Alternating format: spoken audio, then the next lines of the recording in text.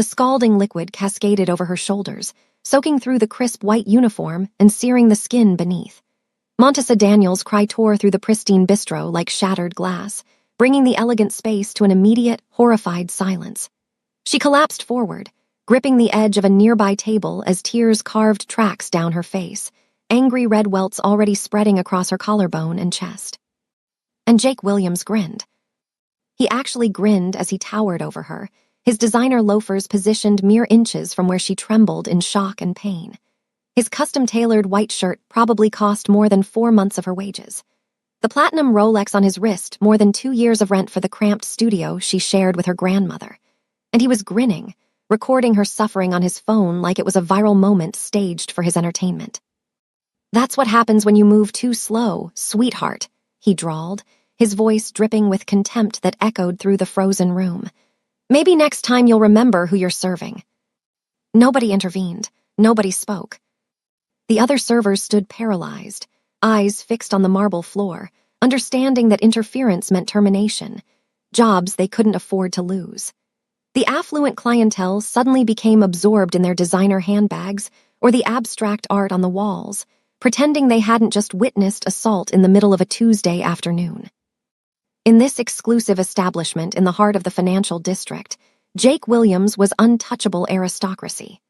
The heir to the Williams tech empire, son of Silas Williams, a man whose vast fortune had long ago elevated him beyond such insignificant concerns as accountability or basic human compassion. But in the corner of the dining room, something changed. A Korean man in an immaculate charcoal three-piece suit slowly lowered his espresso cup. The action was measured, controlled, the gesture of someone who had spent years mastering every movement, every breath. Beside his polished Oxford shoes, a massive black and white pit bull mix rose to its feet without a sound, powerful muscles shifting beneath its striking coat. The dog issued no warning growl, no aggressive bark, but its intelligent eyes locked onto Jake Williams with the unwavering focus of a hunter marking prey. The man's expression remained perfectly composed as he observed the scene unfolding before him. His features betrayed nothing, but his eyes transformed.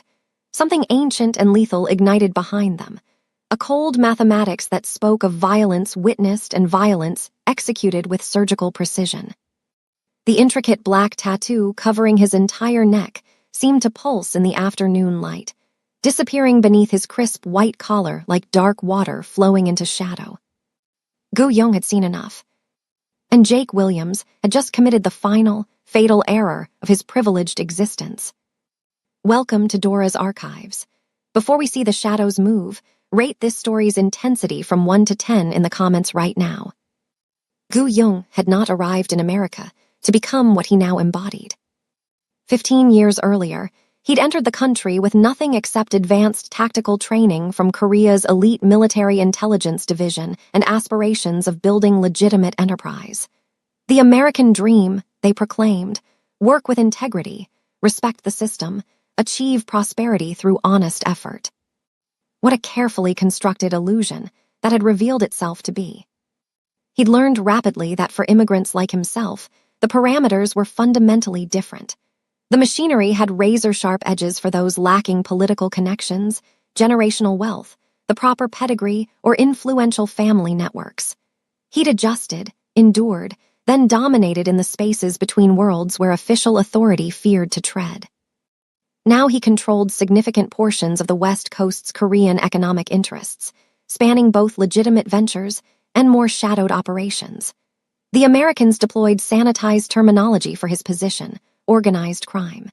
In Korea, the old guard called men like him Japak, leaders within the intricate web of Korean syndicates operating with merciless efficiency wherever Korean communities took root abroad. But Gu Young preferred simpler language, guardian. Because when institutions abandoned people, as they inevitably did, Gu Young ensured equilibrium was restored, often through methods the failing system itself would never dare employ. His K-9, trained in Seoul's most demanding military canine program before being classified as unsuitable for standard deployment due to excessive protective instincts, had found purpose beside him. Gu Young recognized not aggression in the animal's bearing, but absolute loyalty. The dog understood what humans frequently failed to comprehend. True protection demanded the capacity for calibrated violence. As Gu Yong rose, fastening his suit jacket with a single fluid motion, his mind was already cataloging the target before him. Jake Williams, third child of technology magnate Silas Williams, university dropout, social media personality, a young man whose entire existence consisted of ostentatious displays of wealth and calculated cruelty. His psychological profile in Gu Yong's mental archive was extensive, whispered incidents that never reached prosecution. Sexual misconduct allegations resolved through confidential settlements. DUI charges that mysteriously evaporated from court records. Even persistent rumors of a vehicular homicide, concealed by his father's vast influence. Williams was 29 years old and had never experienced consequences for a single action in his entire life. Montessa remained on her knees, another server finally rushing forward to assist her to her feet. Gu Yong recognized her now. She'd been working in this establishment for nearly 10 months. Always courteous, efficient, her smile never quite penetrating to her eyes. Gu Yong knew that smile intimately. It was the smile of someone who had mastered the art of making herself small, non-threatening, invisible to those who held power over her survival. The smile of someone who understood she couldn't afford to give offense. That smile was about to become unnecessary. Because Gu Yong had just decided Jake Williams' education was long overdue. Jake thinks he's untouchable because of his bank account. If you believe that respect is earned, not bought, hit the subscribe button now to show you don't side with entitled bullies. Gu Yong stepped into the bistro's restroom, the door closing behind him with a hydraulic whisper that sealed him away from the crystalline chaos of the dining room. He stood before the mirror, his reflection staring back with eyes that had witnessed the slow death of idealism. The intricate tattoo covering his neck seemed to writhe in the fluorescent light, each line and curve a chapter in a story written in ink and blood. He turned on the faucet, watching water cascade over his hands, and allowed himself to remember what he'd spent 15 years trying to forget. Seoul, 2011. Gu Yong had been 24 years old, sharp as a blade fresh from the whetstone, and absolutely certain that the world operated on principles of merit and justice. The 707th Special Mission Battalion had forged him into something beyond ordinary, a weapon calibrated for precision in the darkest corners of geopolitical necessity. 3 years of counterterrorism operations along the DMZ had taught him to read body language like poetry, to detect deception in the microscopic dilation of pupils, to end threats before they fully materialized. His commanding officer had called him the finest tactical asset to emerge from the program in a decade. His file was pristine, his future mapped toward elite intelligence work or executive protection for Seoul's highest echelons of power. Then his mother died. Cerebral hemorrhage, sudden and absolute, collapsing in the cramped apartment she'd maintained for 30 years while working 3 jobs to fund his education and military aspirations. The funeral was small, attended by neighbors who'd watched him grow and fellow church members who'd prayed for his safe return from the border. Standing over her casket, Gu Yong had made a promise whispered into the still air of the memorial hall. He would honor her sacrifice. He would achieve the dream she'd died believing in. He would go to America, the land she'd spoken of with reverent hope, and build something legitimate, something clean, something that would justify every exhausted hour she'd spent scrubbing floors and serving ungrateful customers. 6 months later, he landed at Lax with a military duffel bag, $8,000 in savings, and documentation for a security services business he intended to build from nothing. The American dream, they called it. Work hard, respect the law, contribute to society. And prosperity would follow as naturally as sunrise. He'd believed it with the fervent conviction of someone who'd spent their entire life following rules and exceeding expectations. Reality had other lessons prepared. The security firm he attempted to establish met immediate resistance. Clients who'd been enthusiastic during initial consultations would ghost after learning his Korean name wasn't simply a marketing affiliation, but his actual identity. Contracts he'd been verbally promised would evaporate when he arrived for signings, replaced with apologetic explanations about budget restructuring or strategic pivots that somehow never affected the white-toned competitor down the street. Banks treated his business plans like poorly written fiction, loan officers barely concealing their skepticism that someone who looked like him could manage sophisticated security operations. His military credentials, so impressive in Korea, became suspect here. "How do we verify these commendations?" one banker had asked, her tone suggesting she suspected him of manufacturing an entire military career. The Korean community in Los Angeles was substantial but fragmented, divided between older immigrants who'd established themselves through decades of grinding labor and newer arrivals, still navigating the hostile terrain of American institutional racism. Gu Young found work where he could, deploying his tactical skills in ways that slowly eroded his initial optimism. He provided security for Korean business owners who paid in cash because banks wouldn't extend them credit. He recovered stolen property for families the police dismissed as low priority. He stood as silent intimidation during contract disputes, where Korean contractors were being cheated by developers who assumed language barriers meant legal immunity. The work was necessary. The work was ugly. And the work taught him what his mother's dreams had never encompassed, that America had two sets of rules, one inscribed in founding documents and legal codes, another unwritten but brutally enforced through institutional gatekeeping and casual prejudice. For people who looked like him, who spoke with accents no matter how many years they'd lived here, who carried names that human resources departments stumbled over, the American dream wasn't a promise but a con game where the house always won. 3 years into his American education, Gu Young was approached by an older Korean man named T-sung, who operated what appeared to be a legitimate import-export business in Koreatown. T-sung had heard about Gu Young's military background, his tactical proficiency, his growing reputation as someone who could solve problems that existed in the space between legal recourse and vigilante justice. Over soju in a private room at a traditional restaurant, T-sung had laid out a different kind of proposition.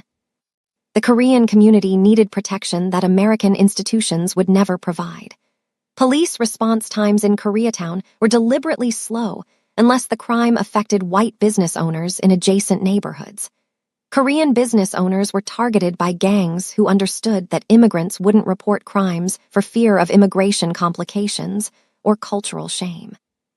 Women were trafficked through Korean massage parlors by organizations that operated with impunity because prosecutors viewed these cases as too culturally complex to pursue. The system wasn't broken. It was functioning exactly as designed, grinding up the vulnerable and atomizing communities that lacked institutional power. T-sung wasn't offering Gu Young a job. He was offering him a purpose that aligned with what he'd already been doing, but on a scale that could actually change outcomes.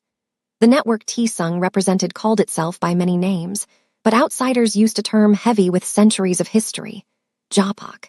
It wasn't the romanticized Yakuza mythology that Korean cinema had exported globally. It was something more pragmatic and infinitely more necessary.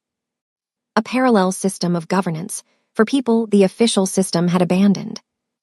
Gu Young had spent 3 days considering the offer. 3 days remembering his mother's face as she'd spoken about American opportunity. 3 days reviewing every humiliation, every closed door, every contract stolen, every casual racism disguised as professional assessment. 3 days understanding that the choice wasn't between legitimacy and criminality, but between effectiveness and irrelevance. He accepted. The transformation wasn't instantaneous. T-sung's organization operated on principles that took years to fully comprehend. There were rules, intricate and unforgiving, governing how power could be exercised without triggering the kind of attention that would bring federal scrutiny. There were relationships to build with other ethnic organizations that controlled different sectors of Los Angeles' underground economy. There were cops to identify who could be convinced to look elsewhere, judges whose campaign finances could be influenced, immigration attorneys who understood that some of their clients' problems required solutions courtrooms couldn't provide. Gu Young's military training gave him advantages older members lacked. He understood operational security with a sophistication born from counterterrorism work. He could plan contingencies 6 moves deep, anticipating law enforcement response patterns before initiating any action. He recruited carefully, seeking out other veterans who'd returned to civilian life, only to find the American dream was exclusive to those born into the right circumstances. Within 5 years, he'd become indispensable.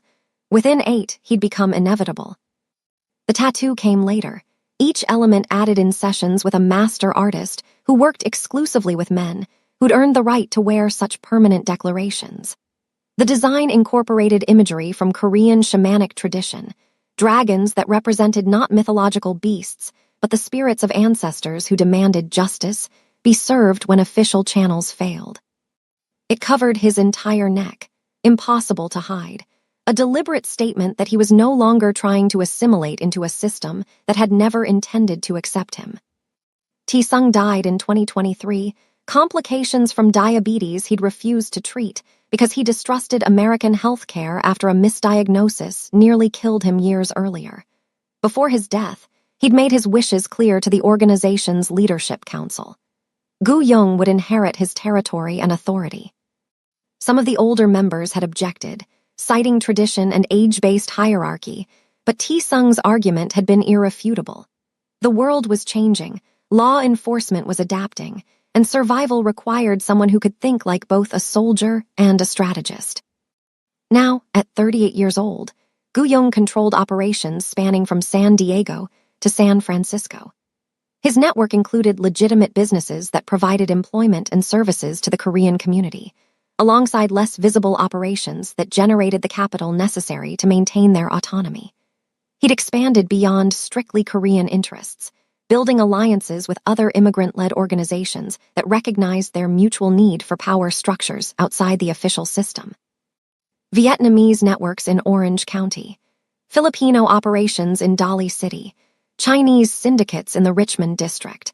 They'd learned what Gu-young had learned, that America's promise was conditional, and survival required building their own institutions in the spaces the system deliberately neglected.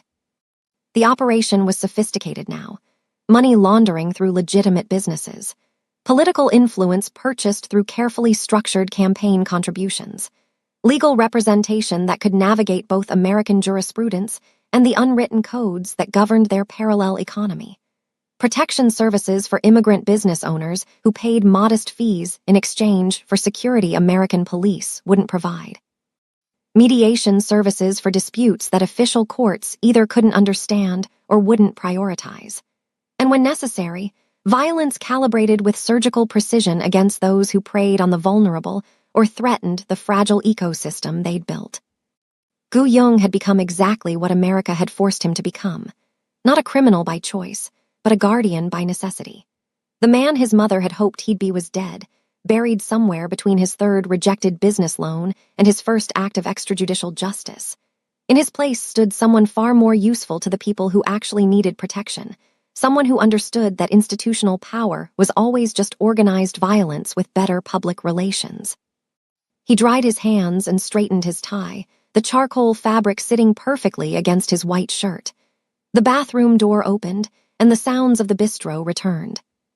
Clinking silverware, muted conversations, the barely audible whimper of a woman still processing the burns covering her chest and shoulders. Somewhere in that dining room, Jake Williams was probably already posting about the incident on social media, framing his assault as justified response to incompetent service. Gu-young checked his phone. One of his men had already pulled Jake's complete digital history. Social media posts showcasing wealth and contempt, police reports that had been mysteriously expunged, witness statements that had been buried under legal fees most victims couldn't afford. A pattern so consistent it read like a blueprint for consequences that had never arrived. The American dream had been a beautiful lie, carefully constructed to keep people like his mother working themselves to death, while people like Jake Williams never faced accountability for anything. But Gu-young had learned to navigate the truth beneath the lie. He'd built power in the shadows because the light was controlled by people who'd never let him in. He'd become what the system refused to acknowledge, necessary, effective, and completely beyond its authority. He pocketed his phone and walked back toward the dining room, each step measured and purposeful. The K-9 would be waiting, patient and ready, understanding without words what was about to unfold.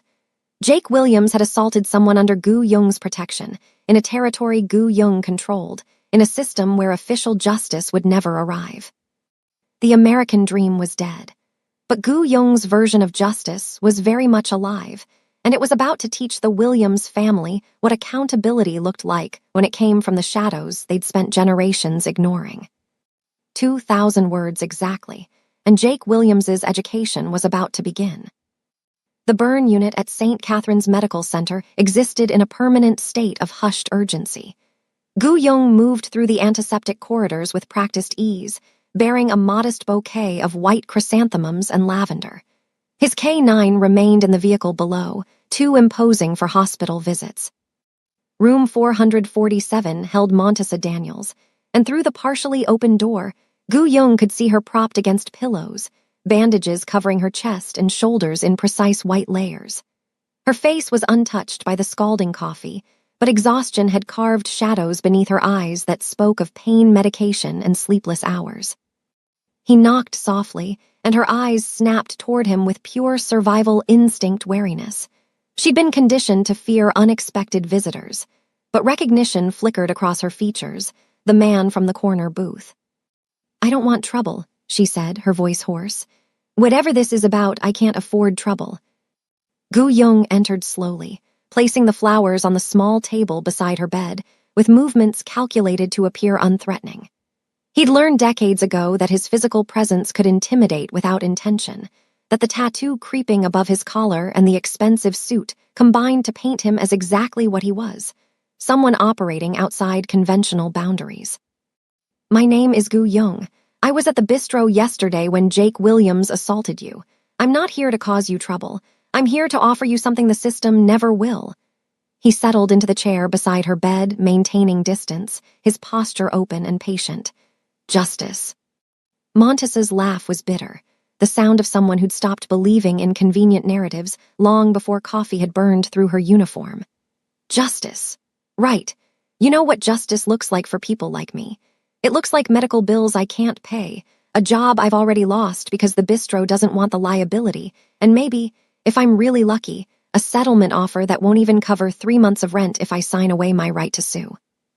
She shifted against the pillows, wincing as the movement pulled at damaged tissue. "So thanks for the flowers, but I've heard this speech before from people who wanted something in return." "I'm not offering you a speech. I'm offering you information." Gu Yong leaned forward slightly, his voice dropping to a register that demanded attention without raising volume. "Jake Williams has done this before. Not exactly this, but variations on the same theme.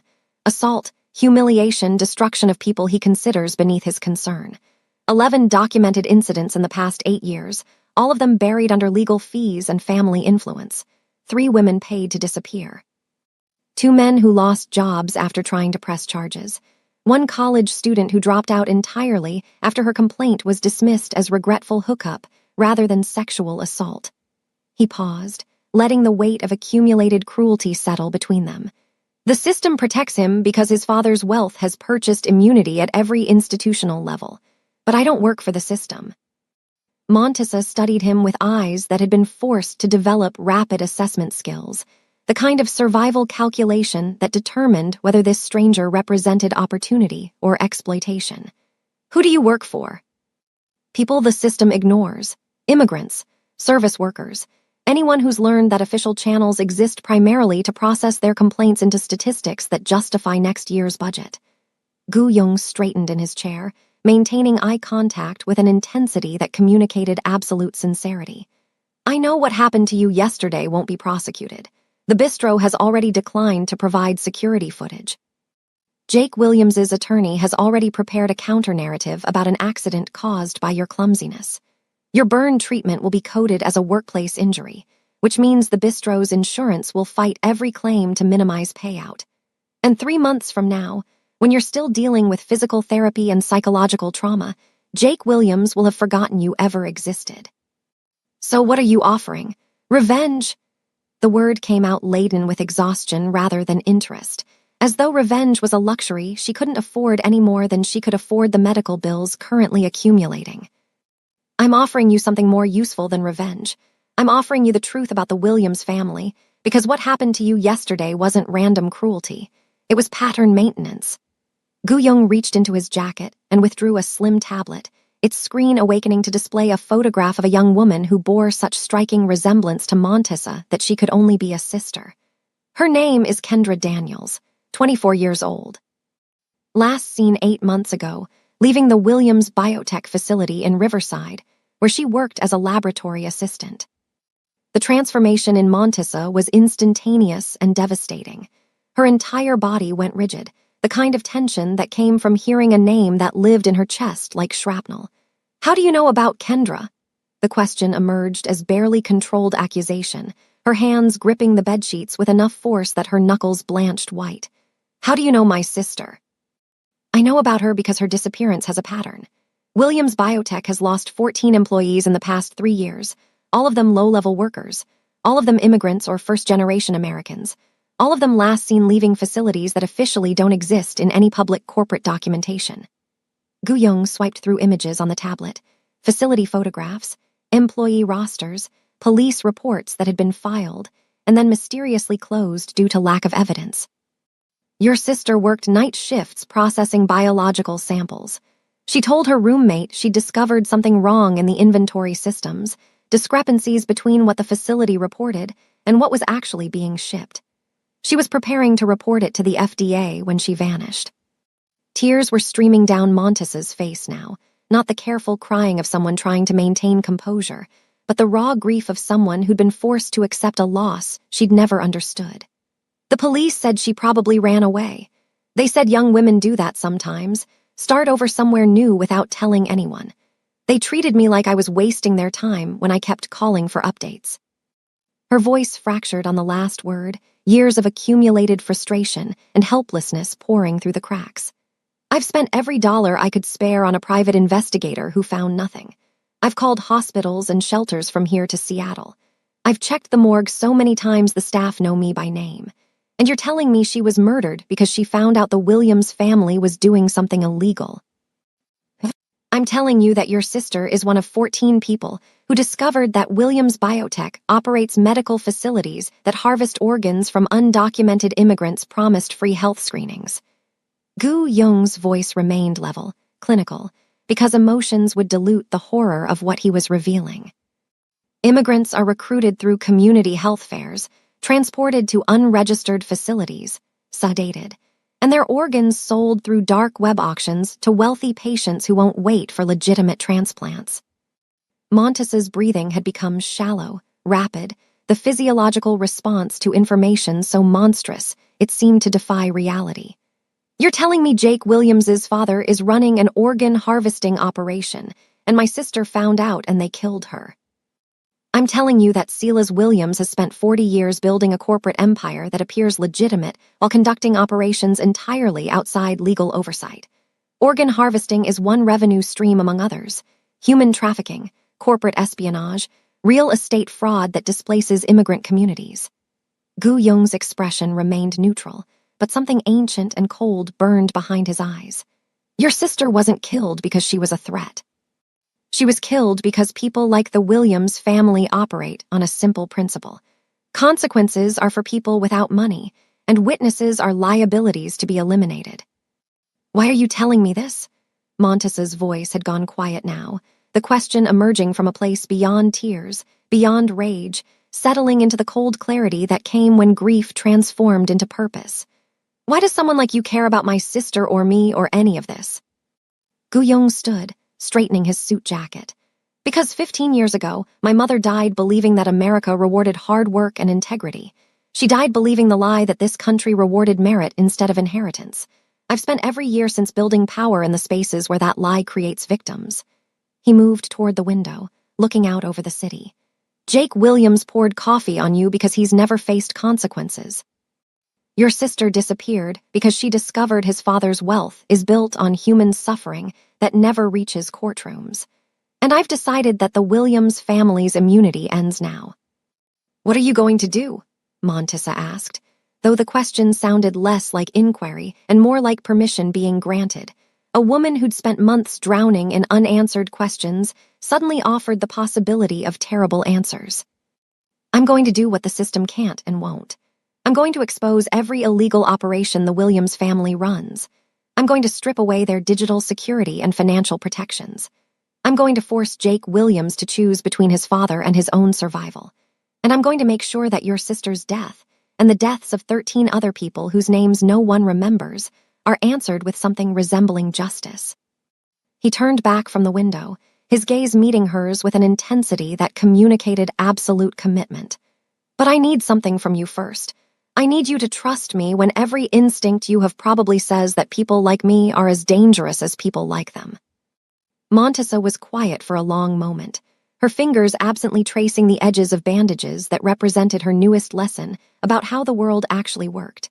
When she finally spoke, her voice carried the weight of someone who just realized that surviving wasn't the same as living, and that sometimes justice required walking paths that official maps refused to acknowledge. "Tell me what you need." Gu-young smiled, the expression containing no warmth but considerable satisfaction. "I need you to do exactly what you've been doing. Heal. Survive. Let the bistro and Jake Williams believe you're too frightened and too poor to do anything except accept whatever settlement keeps you quiet." He placed a card on the bedside table, pristine white with nothing but a phone number embossed in black. "When you're released from the hospital, call this number. I'll ensure you have housing and income while you recover. I'll also ensure that, when the Williams empire collapses, you're positioned to help build something better from the ruins. And my sister. If Kendra is alive, I'll find her. If she's not, I'll make sure the people responsible understand exactly what they've taken from the world." He moved toward the door, pausing at the threshold. "Jake Williams thinks he burned a waitress. He has no idea he ignited something that's going to consume his entire family." The hospital corridor swallowed him as he departed, leaving Montesa Daniels alone with bandages and revelation, with grief that finally had direction. In the parking structure below, the K-9 lifted its head as Gu-young approached, sensing the shift from reconnaissance to operational planning. Gu-young settled into the driver's seat, his phone already pulling up files on Williams' biotech facilities, shipping manifests, financial transfers. Somewhere in the Riverside facility, evidence existed that would connect Silas Williams directly to 14 murders. The American dream had stolen his mother, stolen Kendra Daniels, stolen countless others whose names existed only in databases no one with power bothered reviewing. But the nightmare that dream created had overlooked one crucial detail. It had created Gu-young, and now he was coming for everything they'd built on bones they thought no one would count. Jake Williams woke at 2:47 a.m. to his phone vibrating insistently against the marble nightstand. The penthouse bedroom existed in engineered darkness, blackout curtains blocking the skyline, climate control maintaining precisely 68 degrees. Everything calibrated to insulate him from chaos. He reached for the phone without fully opening his eyes, expecting the usual notifications: Instagram, promotional emails, messages from forgettable women. Instead, his screen displayed 17 missed calls from his bank's fraud department, 6 text alerts about unusual account activity, and 3 voicemails marked urgent. Jake sat up, suddenly awake in the way that fear operates faster than consciousness, some primitive part of his brain recognizing that predators hunt at night and safety is always provisional. The first voicemail was a woman's voice, professional but strained with the kind of concern that suggested she'd been instructed to treat him carefully despite the circumstances. "Mr. Williams, this is Rebecca Thornton from Bank of America's Private Client Services. We've detected multiple unauthorized transactions on your accounts and need to verify your security immediately. Please call us back at your earliest convenience." The timestamp showed 11:43 p.m., over 3 hours ago, which meant whatever was happening had been unfolding while he'd been sleeping in chemically assisted oblivion. Jake pulled up his banking app, entering biometric authentication. The app loaded, and for a moment everything appeared normal. Then the numbers registered. His primary checking account, which yesterday held over $2 million, now showed $473. His savings account displayed 0. His investment account showed negative $600,000. He refreshed. The numbers remained. The verification questions that followed were impossible. His first pet's name, childhood addresses, his grandmother's maiden name. He'd never known these answers. After 3 failed attempts, the system suspended his access pending in-person verification. Jake threw the phone across the room, watching it bounce off the wall and land on carpet thick enough to absorb the impact without damage. His heart was hammering now, adrenaline converting confusion into rage, because rage was easier to process than the alternative emotions scratching at his consciousness: fear. He grabbed his laptop from the desk, opening it to find his email account already displayed, though he was certain he'd closed it before going to sleep. The inbox contained one new message, sent from his own email addressed to his own email address at 2:33 a.m. The subject line read simply, "You should have apologized." Jake clicked the message with fingers that had started trembling, some instinct warning him that opening this email was crossing a threshold from which retreat would be impossible. The email body contained no text, only a series of attached files, photographs, video clips, documents he'd never seen compiled together in one location. The photographs showed Jake at various ages: 16 years old at a private school party, a girl unconscious on a couch behind him while he grinned at the camera, 21 years old outside a courthouse, his father's attorney beside him, both looking satisfied after some case had been dismissed, 24 years old in a nightclub, his hand gripping a woman's arm hard enough that her face showed pain rather than pleasure. Recent photographs, from just last month, images he'd taken himself of women who hadn't known they were being photographed, intimate moments he'd captured as trophies and stored in what was supposed to be an encrypted cloud backup. The video clips were worse. They showed things he'd done that had never been reported, encounters he'd convinced himself didn't count as assault because the women had been too drunk to clearly refuse, altercations with service workers he'd pushed around secure in the knowledge that their economic precarity would prevent them from pressing charges. 11 separate incidents spanning 8 years, each one meticulously documented with dates, locations, and where applicable, the settlement amounts his father's attorneys had paid to make complaints disappear. The documents were financial records showing the payments, legal filings that had been sealed or expunged, and private investigator reports his father had commissioned to find leverage against potential accusers. Everything that proved Jake Williams was exactly what he appeared to be, a predator whose wealth had purchased immunity. At the bottom of the email, below all the attachments, a single line of text appeared in a font Jake didn't recognize, characters that looked almost like they'd been handwritten. "Tomorrow, everyone sees what you are." Jake slammed the laptop closed, his breathing shallow and rapid. This wasn't random. Hackers didn't curate evidence with this kind of precision.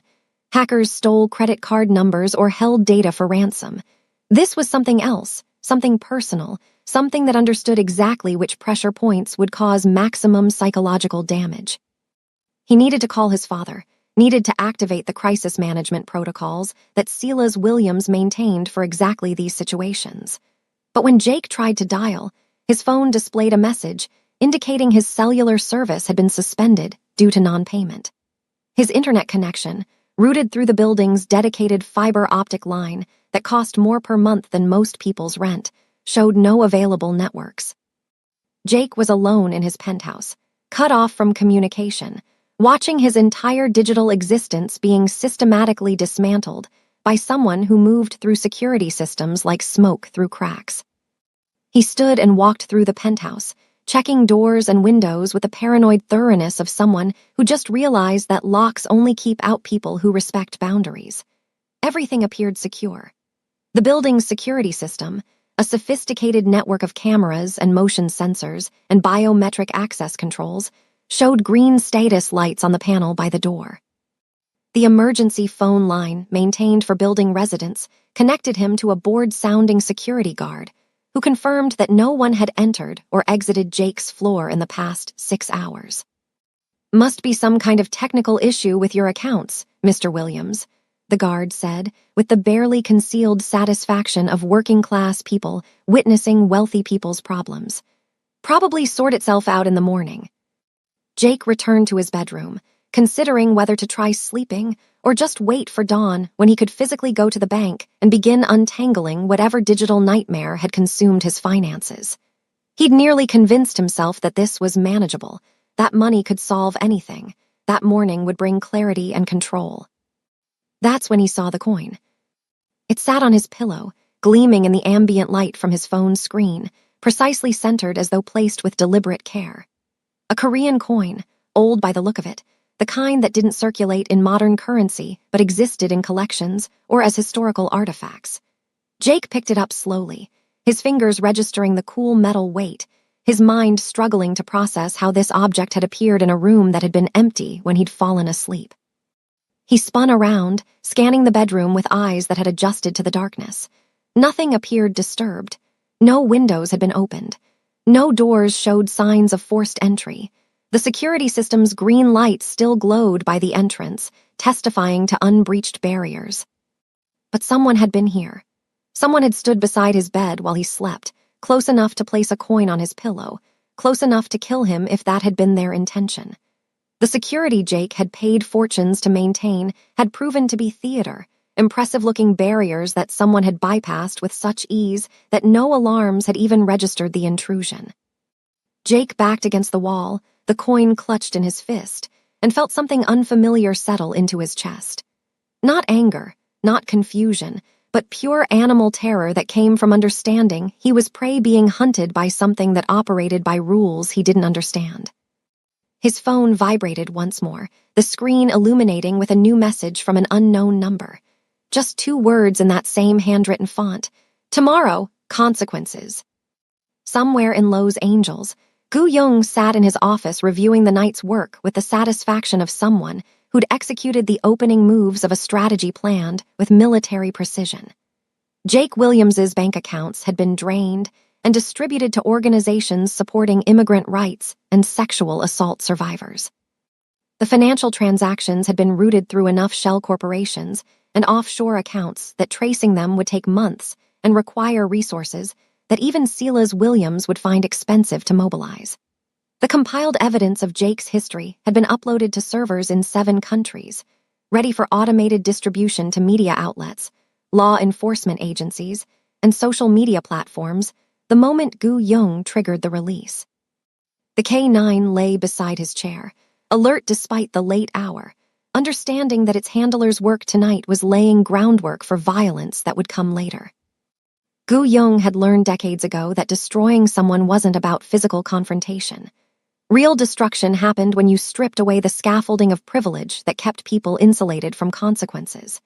Jake Williams had spent his entire life protected by wealth, by legal representation, by the systematic machinery that ensured rich people's crimes became expensive problems to manage rather than reasons for imprisonment. But money only protected you if systems recognized your ownership. And Gu Young had just demonstrated that Jake Williams didn't own anything, not his accounts, not his security, not even the privacy of his bedroom.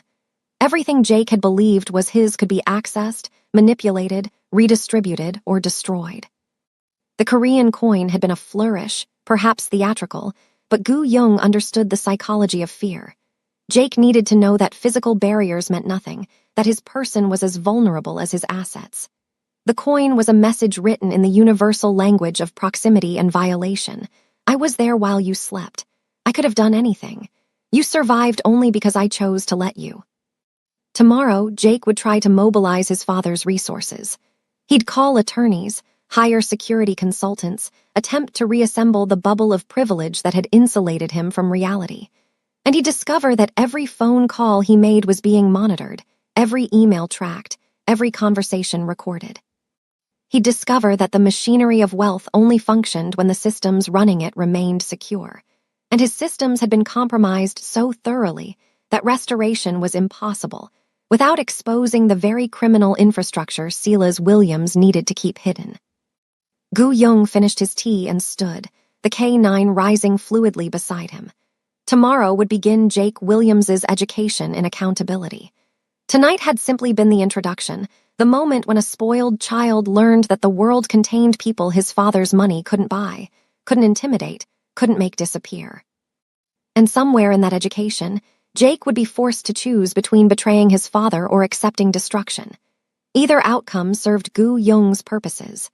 Either outcome represented justice for Montesa Daniels, for Kendra Daniels, for 14 other people whose names had been erased from official memory, but who lived now in Gu Young's mission. The American dream had promised that hard work would be rewarded. It had lied.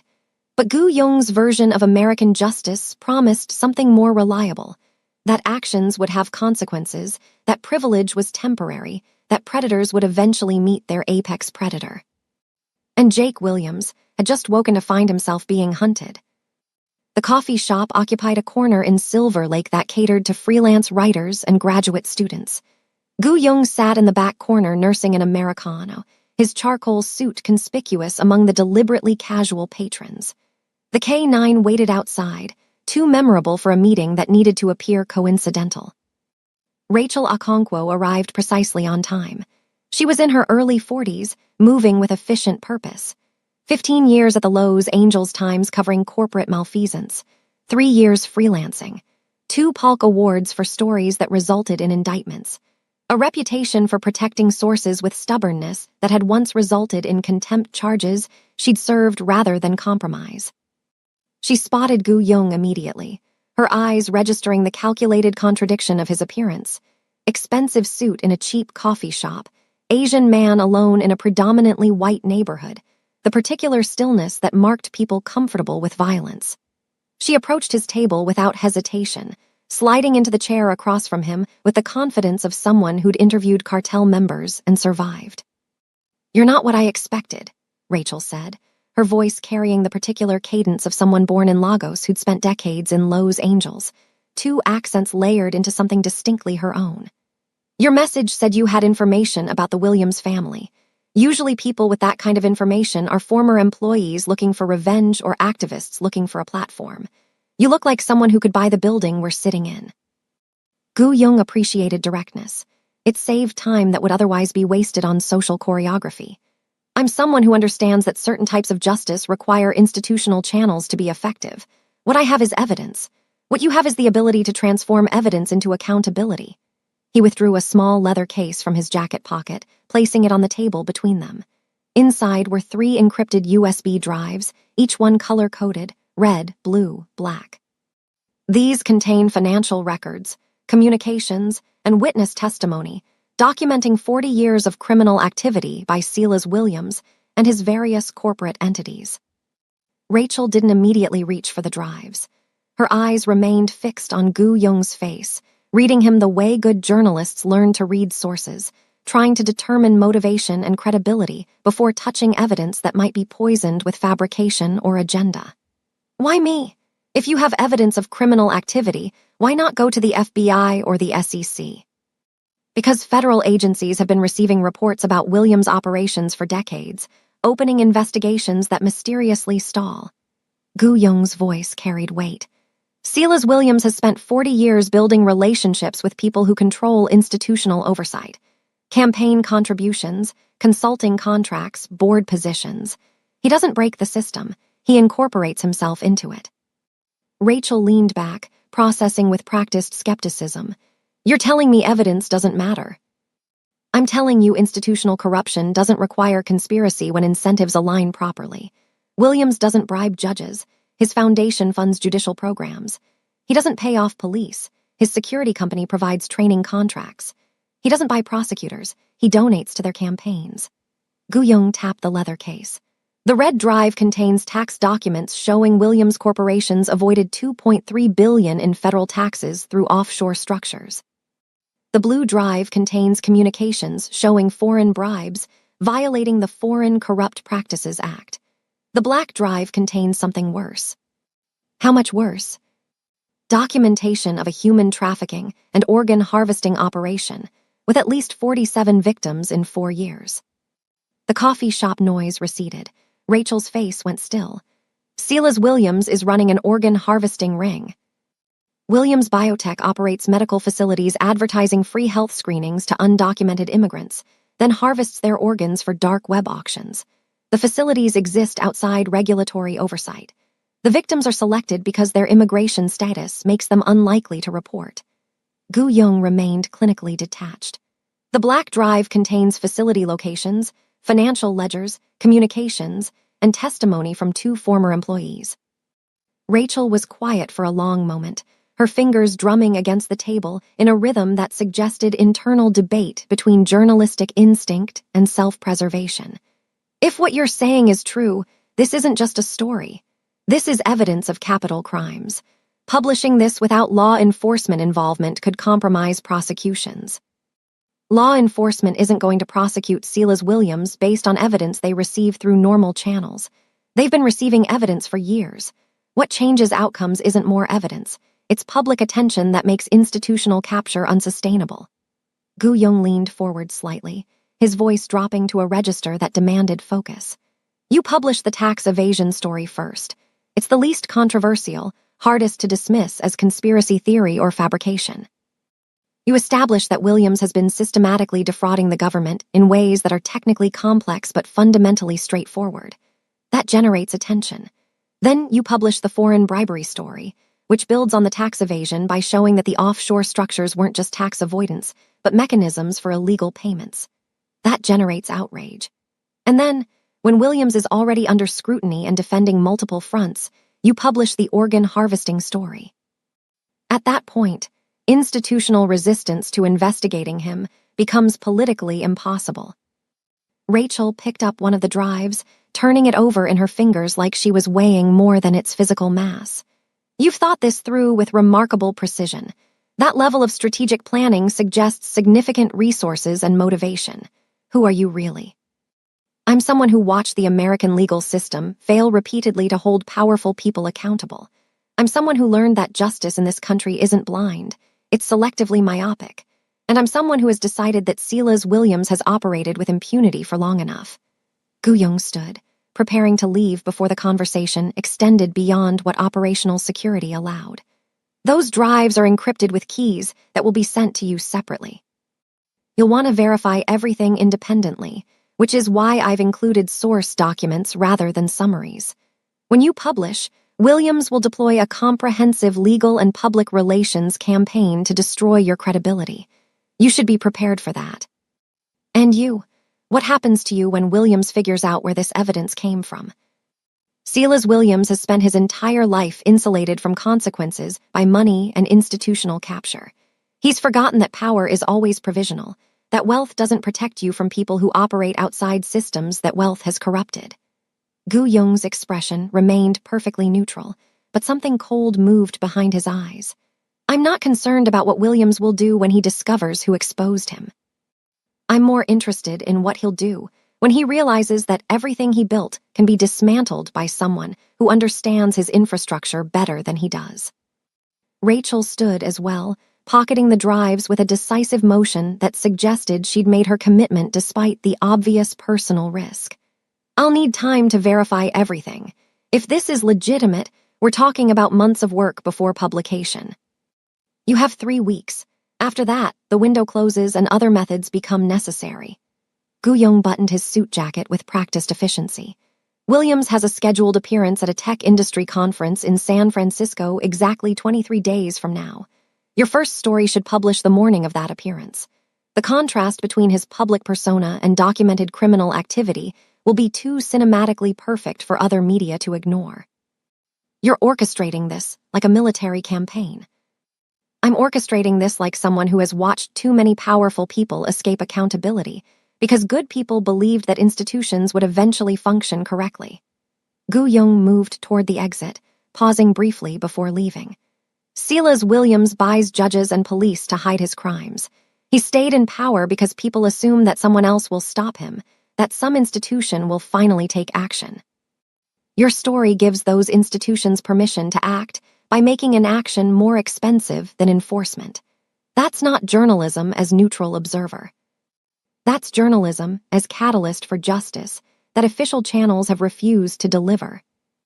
He left Rachel sitting alone with 3 encrypted drives and the particular burden that came with possessing information that would either destroy a billionaire or destroy her career. Outside, the K9 lifted its head as Gu Yong approached the vehicle, sensing satisfaction in its handler's demeanor. The drives Rachel now possessed represented 18 months of intelligence gathering, bribing insiders, hacking corporate servers, and compiling evidence that prosecutors should have collected years ago if they'd been interested in justice over career preservation. Every document had been verified through multiple sources. Every financial record had been cross-referenced against other databases. Every witness statement had been recorded with sufficient detail to survive legal challenge. The work was professional, comprehensive, and absolutely devastating to anyone who bothered reading it honestly. Gu Yong had learned early in his military career that defeating enemies required understanding their defensive positions better than they understood them themselves. Silas Williams had built his empire assuming that wealth was sufficient armor, that legal representation and political connections could neutralize any threat. He'd never planned for someone who didn't want his money, didn't care about social status, and possessed both the technical capability and moral clarity to dismantle his protections systematically. The tax evasion story would damage Williams's reputation among the political class that had protected him. The foreign bribery story would trigger federal investigations that couldn't be easily dismissed. But the organ harvesting story would do something more important. It would transform Silas Williams from a complicated businessman into a monster in the public imagination. And monsters didn't get judicial protection or political cover. Monsters got prosecuted as public examples of system function regardless of their wealth. Gu Yong started the vehicle, the K9 settling beside him with the patient readiness of an animal that understood hunting, required both explosive action and extended patience. Rachel Okonkwo would verify the evidence, write her stories with meticulous sourcing, and publish them in outlets that still valued investigative journalism enough to survive the inevitable legal assault. And when those stories detonated in the public consciousness, Silas Williams would discover that all his careful institutional capture had been based on a miscalculation. He'd assumed threats came from regulators, prosecutors, or business competitors. He'd never prepared for threats that emerged from shadows where people like Gu Yong built parallel systems of accountability for those the official system protected. The American dream had promised that success came to those who worked hard and played by the rules. Silas Williams had proven that success actually came to those who rewrote rules and purchased rule enforcers. But Gu Yong was demonstrating a third principle that rich men always forgot, that every system has vulnerabilities, that every fortress has approaches its builders never imagined, and that justice delayed but delivered with precision was often more devastating than justice delivered immediately. 3 weeks until Silas Williams discovered that the empire he'd built on corruption and human suffering was collapsing not because institutions had suddenly developed integrity, but because someone had decided his time was finished. Gu Yong drove through Silver Lake toward Koreatown, his phone already displaying the next phase of the operation, already moving pieces into position for the moment when Williams would try to fight back and discover that his money couldn't buy safety from predators who'd learned to hunt in spaces wealth couldn't reach. Time to pay.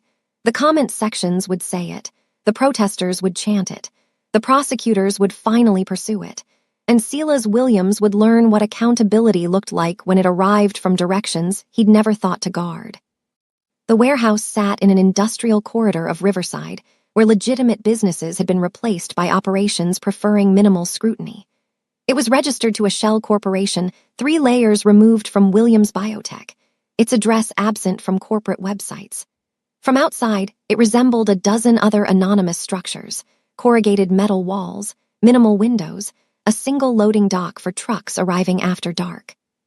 Gu Yong had been watching the facility for 11 days, documenting patterns with the methodical precision that military intelligence training had ingrained into reflex. Shift changes occurred at 2 a.m. and 2 p.m. Security consisted of 4 contractors from a private firm that Williams used for operations requiring plausible deniability.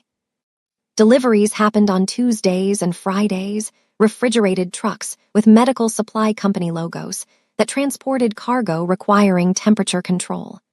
The facility ran on a schedule that suggested something more organized than storage, something that demanded regular maintenance and continuous oversight. The intelligence Gu Yong had compiled indicated this warehouse functioned as a processing center for the organ harvesting operation, a midpoint between the fake health screening facilities where victims were taken and the underground surgical suite where extractions occurred. Workers were held here for medical evaluation, their tissue types documented, their organs assessed for viability before being moved to the next stage. It was efficient in the way that evil often became when money removed constraints about morality or law. Tonight at 3:17 a.m., that efficiency was about to experience catastrophic disruption. Gu Yong stood in darkness 2 blocks away, dressed in unmarked black tactical gear. Around him, 5 veterans prepared with practiced silence. 2 had served in the 707th Special Mission Battalion with Gu Yong. 1 was former ROK Navy Special Warfare. 2 others were ex-Korean National Police SWAT who'd left after discovering official authority often protected criminals rather than prosecuting them. The K-9 was present as operational asset, trained for building clearance and threat detection. It sat beside Gu Yong, perfectly still, waiting. "Thermal shows 4 heat signatures ground floor, northwest corner," said Alexei Volkov through encrypted radio. Volkov was Russian by birth, Korean by adoption, former signals intelligence. 2 more second floor, likely supervisory. Approximately 12 signatures in the warehouse interior, clustered in containment. 12 victims. 12 people promised medical care and given imprisonment instead. "Guard rotation happens in 8 minutes, Gu Yong said, checking the luminous dial on his watch. "We hit the door at 3:20, simultaneous entry front and rear. Volkov, you kill external communications first. I don't want anyone calling for backup that might arrive before we're clear." "Already done," Volkov replied with the satisfaction of someone who'd been 3 steps ahead. "Cell signal jammer is active. Landlines are cut. Their alarm system thinks everything is normal but won't actually transmit if triggered." Gu Yong allowed himself a moment of appreciation for competence. Operations succeeded because professionals understood their roles without requiring micromanagement. He'd learned in Korea that the difference between elite units and merely good ones wasn't individual skill, but collective trust, the absolute certainty that when action started, everyone would execute without hesitation or confusion. They moved through darkness like smoke through cracks, 6 men and a dog covering 2 blocks in silence that would have impressed the instructors who'd originally trained them. The warehouse loading dock was secured with a chain that Volkov defeated in 18 seconds. The rear entrance was alarmed, but the alarm had been neutered remotely. The only thing between Gu Yong's team and the interior was a steel door, and 4 men who believed their position was secure. The door exploded inward with a breaching charge calibrated to destroy the lock, while minimizing noise that might alert distant witnesses. Gu Yong entered first, the K-9 beside him, both moving with coordinated precision toward the northwest corner where thermal imaging had identified guards.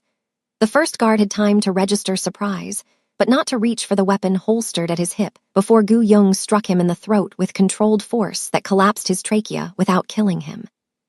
The man went down gasping, functionally neutralized, but alive because Gu Yong needed witnesses who could testify about what they'd seen working for Williams. The second guard managed to draw his weapon, but the K-9 was already airborne. 85 pounds of muscle, and training hitting him center mass and driving him backward into a wall.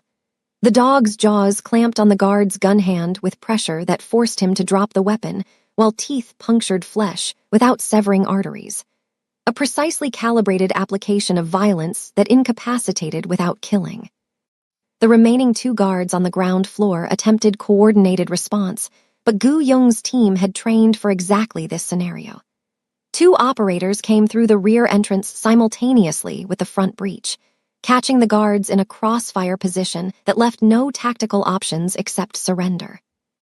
Both men dropped their weapons and raised their hands with the speed of people who recognized they'd been outmaneuvered by professionals operating at a level their private security training hadn't prepared them for. "Secure them," Gu Yong ordered, already moving toward the stairs leading to the second floor where supervisory personnel were probably reaching for panic buttons that wouldn't function and phones that couldn't connect.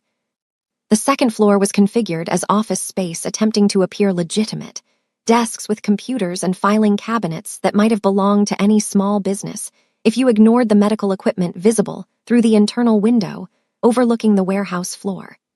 2 men were present, one reaching for a gun in a desk drawer, the other frozen in the particular paralysis that came from recognizing one's own mortality in someone else's eyes.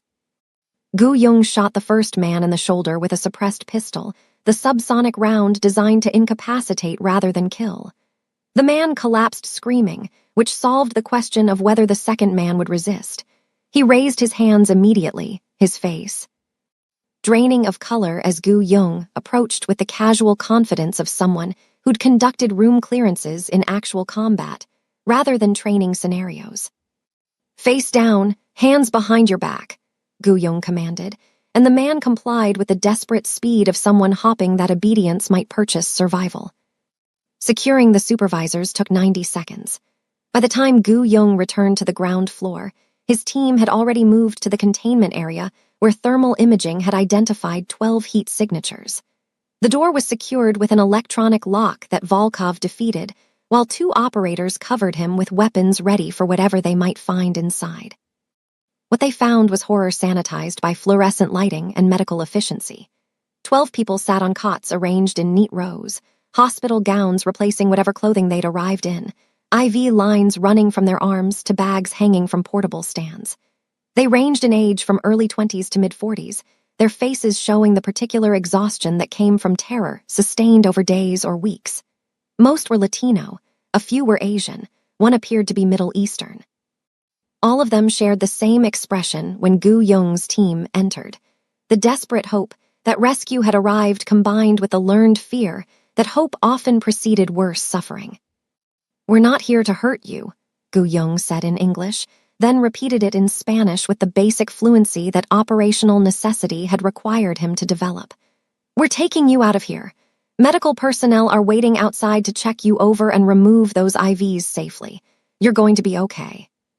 One woman, perhaps 30 years old with a scar running along her jawline, spoke in heavily accented English. "They said we were getting health screening, free medical care. They said we needed to stay for observation, but then they locked the doors and took our phones and told us we were being held until testing was complete."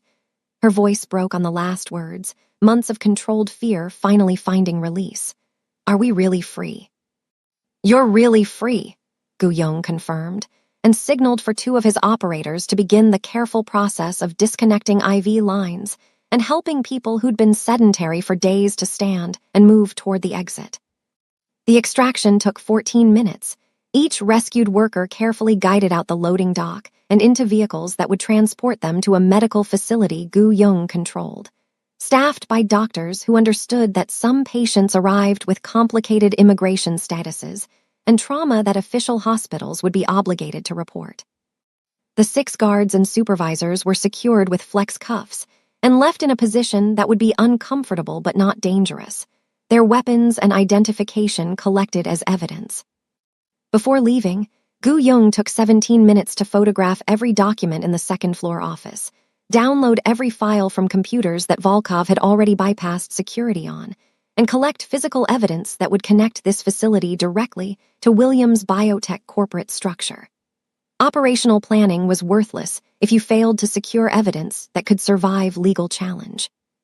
The warehouse was empty by 4:03 a.m., its prisoners liberated, its guards restrained but alive, its secrets documented and ready for deployment. Gu Yung and his team dispersed to separate vehicles, moving through pre-dawn Riverside with the practiced coordination of people who'd rehearsed extraction routes until they became muscle memory. In the back of Gu Yung's vehicle, the K9 rested with the satisfied exhaustion of an animal that had fulfilled its purpose. The dog had drawn blood tonight but hadn't killed, had terrified but not mutilated, operating within parameters that allowed violence to remain tool rather than becoming indulgence. By the time the sun rose over Riverside, the warehouse would be discovered by whoever arrived for the morning shift.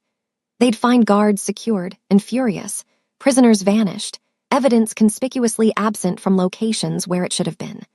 They'd call their supervisors who would call their supervisors who would eventually inform someone in the Williams corporate hierarchy that an operation that officially didn't exist had been comprehensively breached. And Silas Williams would receive another message written, not in words, but in demonstrated capability.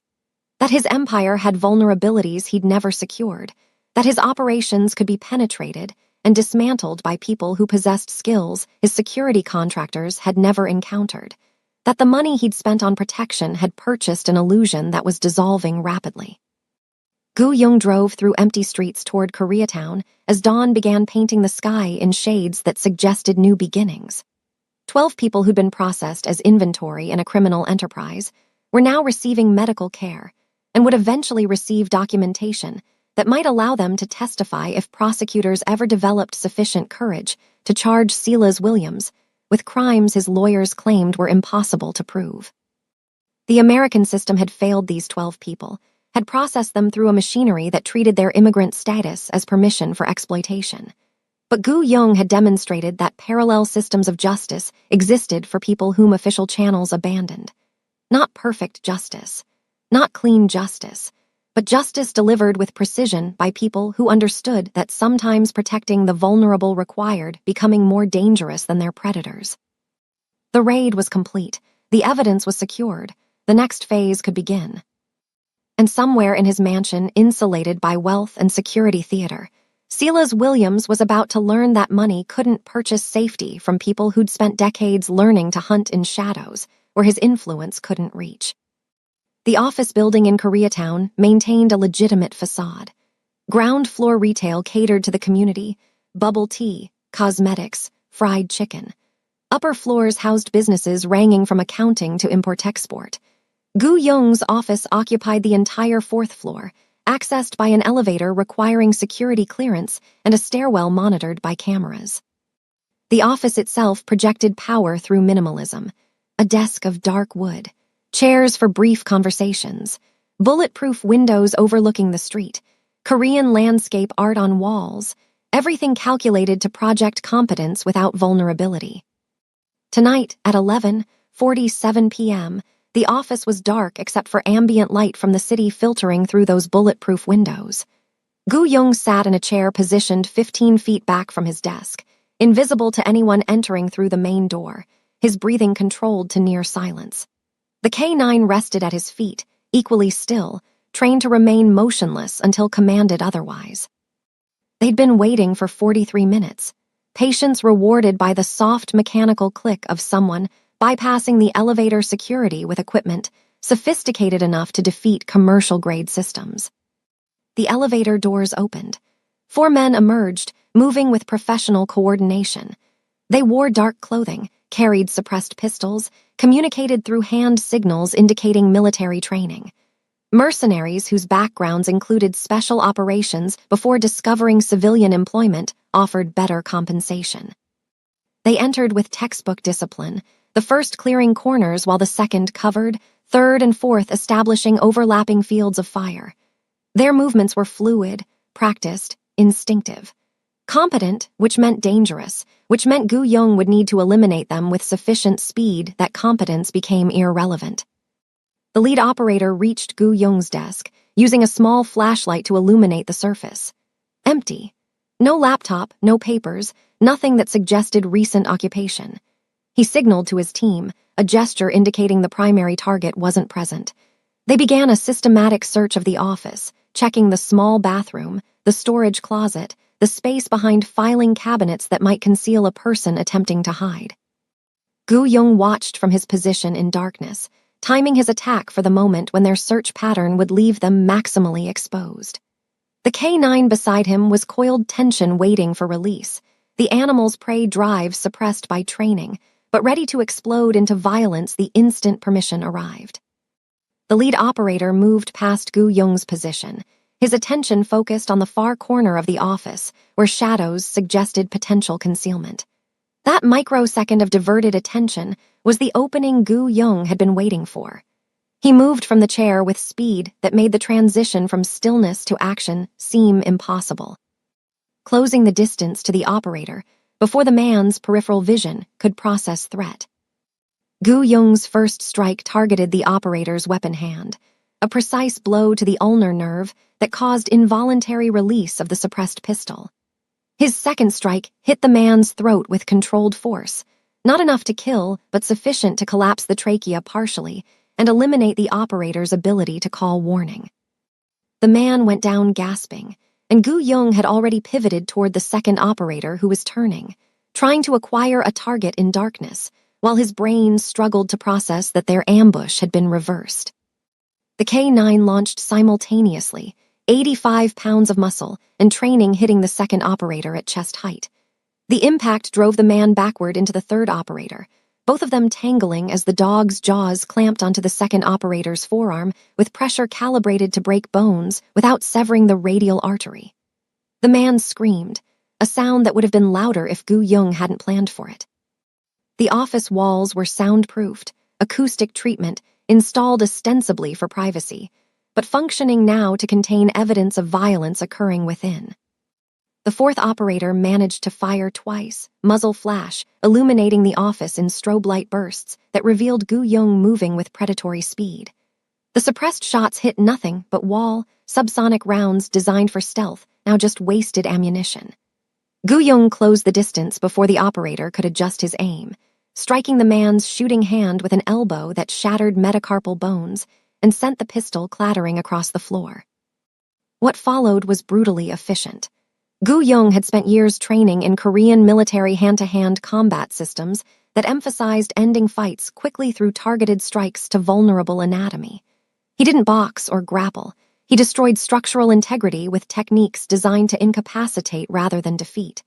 A knee to the operator's liver that shut down his diaphragm. An elbow to the temple that induced immediate concussion. The fourth operator collapsed like a marionette with severed strings, conscious but unable to coordinate movement. The third operator had finally extricated himself from his tangle with the second and the K9. He attempted to draw a backup weapon from an ankle holster, but Gu Yung was already inside his reach, controlling the arm before the gun cleared leather. What happened next was not self-defense in any legal sense. It was demonstration. Gu Yung could have simply restrained the man, could have applied a control hold that would immobilize without injury. Instead, he broke the operator's elbow with a precise application of leverage, the joint giving way with an audible crack that drew a scream. "You're done," Gu Yung said quietly, his voice carrying no emotion, just statement of fact. The operator collapsed holding his ruined arm, all fight extinguished by injury and the recognition that he'd been systematically demolished by someone operating at a different level of capability. The entire engagement had lasted 23 seconds from first movement to final takedown. 4 professional operators neutralized without Gu Yung sustaining injury, without the need for lethal force, with efficiency that would have impressed the instructors who'd originally trained him decades ago in Korea. Gu Yung stepped back, breathing only slightly elevated, and gave the K9 a hand signal. The dog released the second operator's mangled forearm and returned to Gu Yung's side, blood on its muzzle but discipline intact. The animal had done precisely what training demanded: attack with overwhelming force, maintain control, disengage on command. The 4 operators were sprawled across his office floor in various states of incapacitation. The first was still struggling to breathe through a partially collapsed trachea. The second was clutching his shattered forearm while trying not to move in ways that would aggravate what were probably multiple fractures. The third was curled around his broken elbow, shock and pain competing for dominance. The fourth was conscious, but concussed, eyes unfocused, and tracking slowly like someone trying to remember where they were. Gu Yung walked to his desk and activated a lamp, flooding the office with light. He studied the operators with clinical detachment. Their weapons were high-end but commercially available. Their tactical gear professional but unmarked. Everything screamed private military contractors hired for what they'd been told would be straightforward. "You were sent by Silas Williams," Gu Yung said, statement of fact. "You were told I'm a gangster who needed elimination. You were paid well." The lead operator produced a wheezing sound through his collapsed trachea. "Here's what happens," Gu Yung continued, calm and conversational. "I'm calling medical personnel who will treat your injuries without questions. You'll be transported to a private clinic. Then you'll leave Los Angeles and never return." He paused. "The alternative is different people who dispose of bodies. Silas Williams hired you because you're deniable. That cuts both ways. He won't report your disappearance." The fourth operator managed to focus. "We're just doing a job." "You accepted money to kill someone you'd never met. That's not a job. That's being a mercenary without conviction." Gu Yung's voice hardened with contempt. "You fight for a paycheck. I fight for principle. That's why you're on my floor." He made a call in Korean. Medical personnel would arrive in 12 minutes. The K9 sat beside Gu Yong, alert but calm, having performed its function and received acknowledgement. The dog understood what these men didn't, that violence was tool rather than purpose, that controlled aggression served principles that mere paycheck motivation could never match. Gu Yong walked to the window and looked out over Koreatown, the neighborhood he'd built power within by being more competent, more disciplined, and more committed than people who operated from positions of inherited advantage. Somewhere in Los Angeles, Silas Williams was probably receiving news that his assassination attempt had failed, that the 4 professionals he'd hired had been neutralized so completely that they wouldn't even be useful as witnesses against Gu Yong, because acknowledging the failed hit would require admitting he'd ordered it. This had been demonstration, not defense. Gu Yong could have avoided these operators entirely, could have been elsewhere when they arrived, could have let them discover an empty office and report failure without engagement. Instead, he'd chosen to be present, chosen to dismantle them personally, chosen to send a message written in broken bones and humiliation. That Silas Williams's money couldn't purchase safety from someone who'd spent decades becoming more dangerous than any contractor wealth could hire. The elevator doors opened again 14 minutes later, and medical personnel entered with practiced efficiency, asking no questions, making no judgments, just providing care to injured men who'd learned an expensive lesson about the difference between professionals who worked for principle versus professionals who worked for pay. By the time they departed, Gu Yong's office showed no evidence of violence. Blood cleaned, floor polished, brass casings collected, everything restored to minimalist elegance. Gu Yong sat at his desk reviewing next operations. The assassination attempt had been expected, even welcome. It demonstrated Silas Williams feeling pressure, reacting defensively, making mistakes. The K9 rested at his feet, violence completed and compartmentalized. Somewhere in the city, 4 mercenaries were learning that contracts from wealthy sociopaths carried inadequately compensated risks. Gu Yong had learned that wealth and connections mattered more than integrity. But he'd also learned that tactical superiority combined with moral clarity could defeat advantages money purchased. Silas Williams hired mercenaries. Gu Yong had become something more dangerous, a man who fought for principle against people who fought for profit. The man in the charcoal suit had demonstrated what happened when privilege encountered competence, married to conviction. He closed his laptop and stood, the K9 rising beside him. Tomorrow would bring new moves. Tonight had been demonstration that when violence became necessary, Gu Yong delivered it with efficiency that professional killers found educational. He departed, leaving behind an office giving no indication of what had transpired. Just another night in Koreatown. Just another businessman working late. Just another reminder that the most dangerous people often looked ordinary until circumstances demanded revelation. Jake Williams had convinced himself the worst was over. His accounts remained frozen. His social media toxic with leaked evidence, his father's attorneys managing an expanding crisis. But he was alive, unharmed, still in his penthouse despite the Korean coin incident. He'd hired new bodyguards, former Secret Service agents promising real protection. He'd stopped posting online, stopped doing anything that might draw attention. Tonight was supposed to be tentative normalcy. The nightclub was exclusive, members only, with security protocols protecting valuable clientele. Jake arrived with 2 bodyguards who'd cleared the venue, positioned themselves strategically, maintained contact with a driver outside. Everything by the textbook.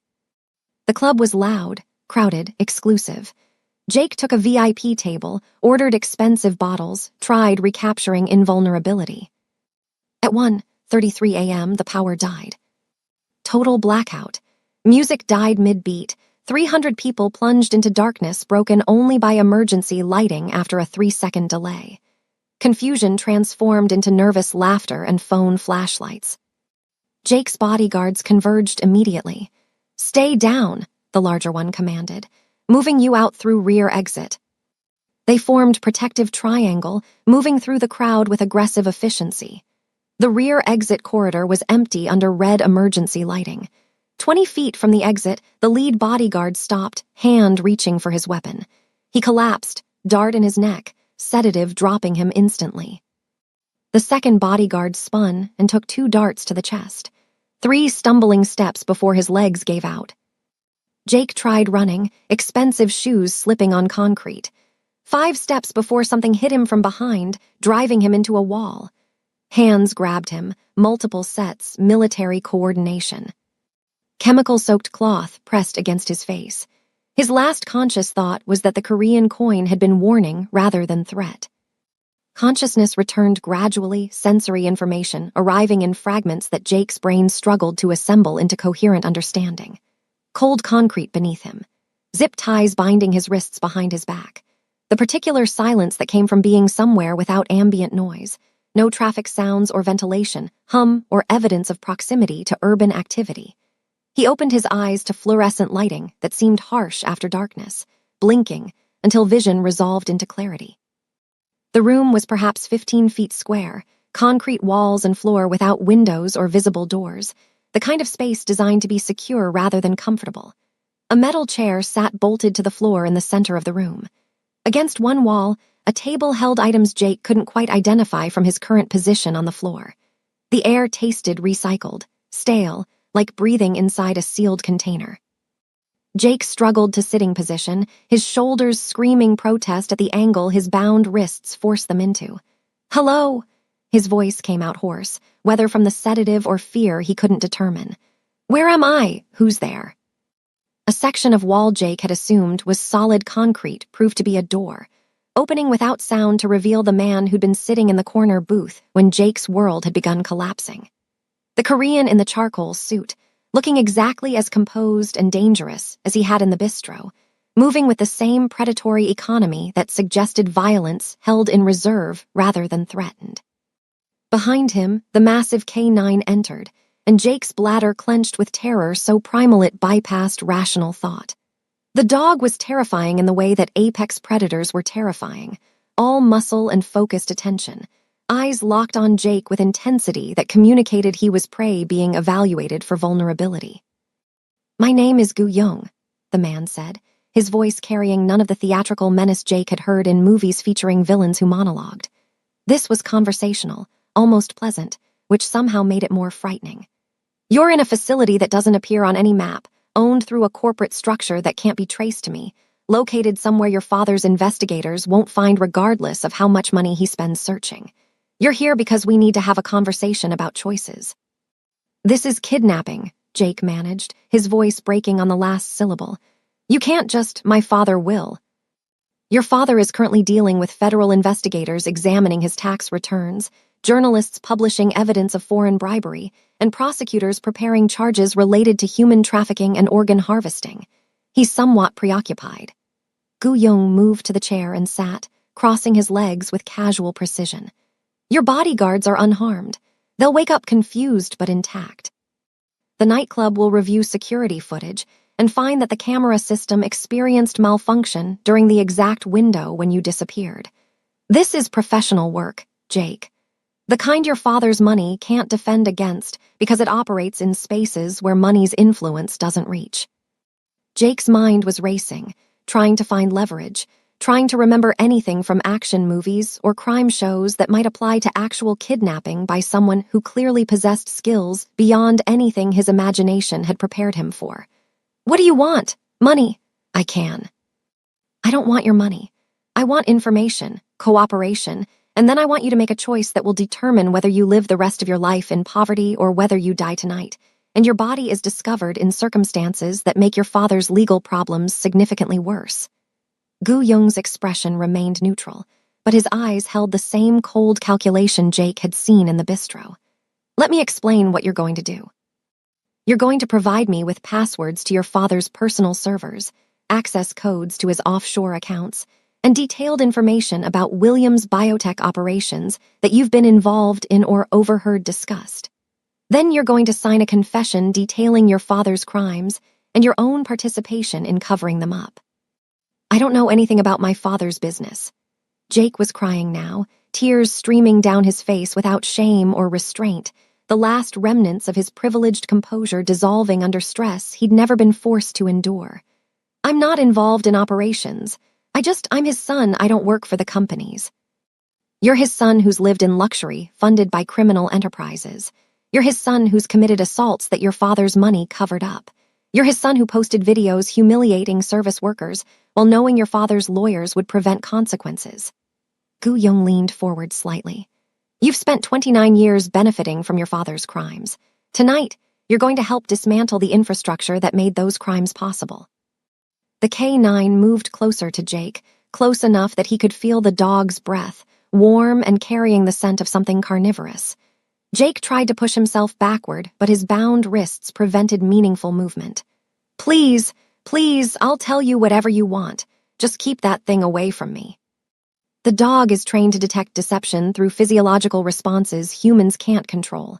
If you lie to me, he'll indicate it, and I'll know to ask the question differently until I get truth. Gu Yong stood and walked to the table against the wall, returning with a laptop and what appeared to be a digital recorder.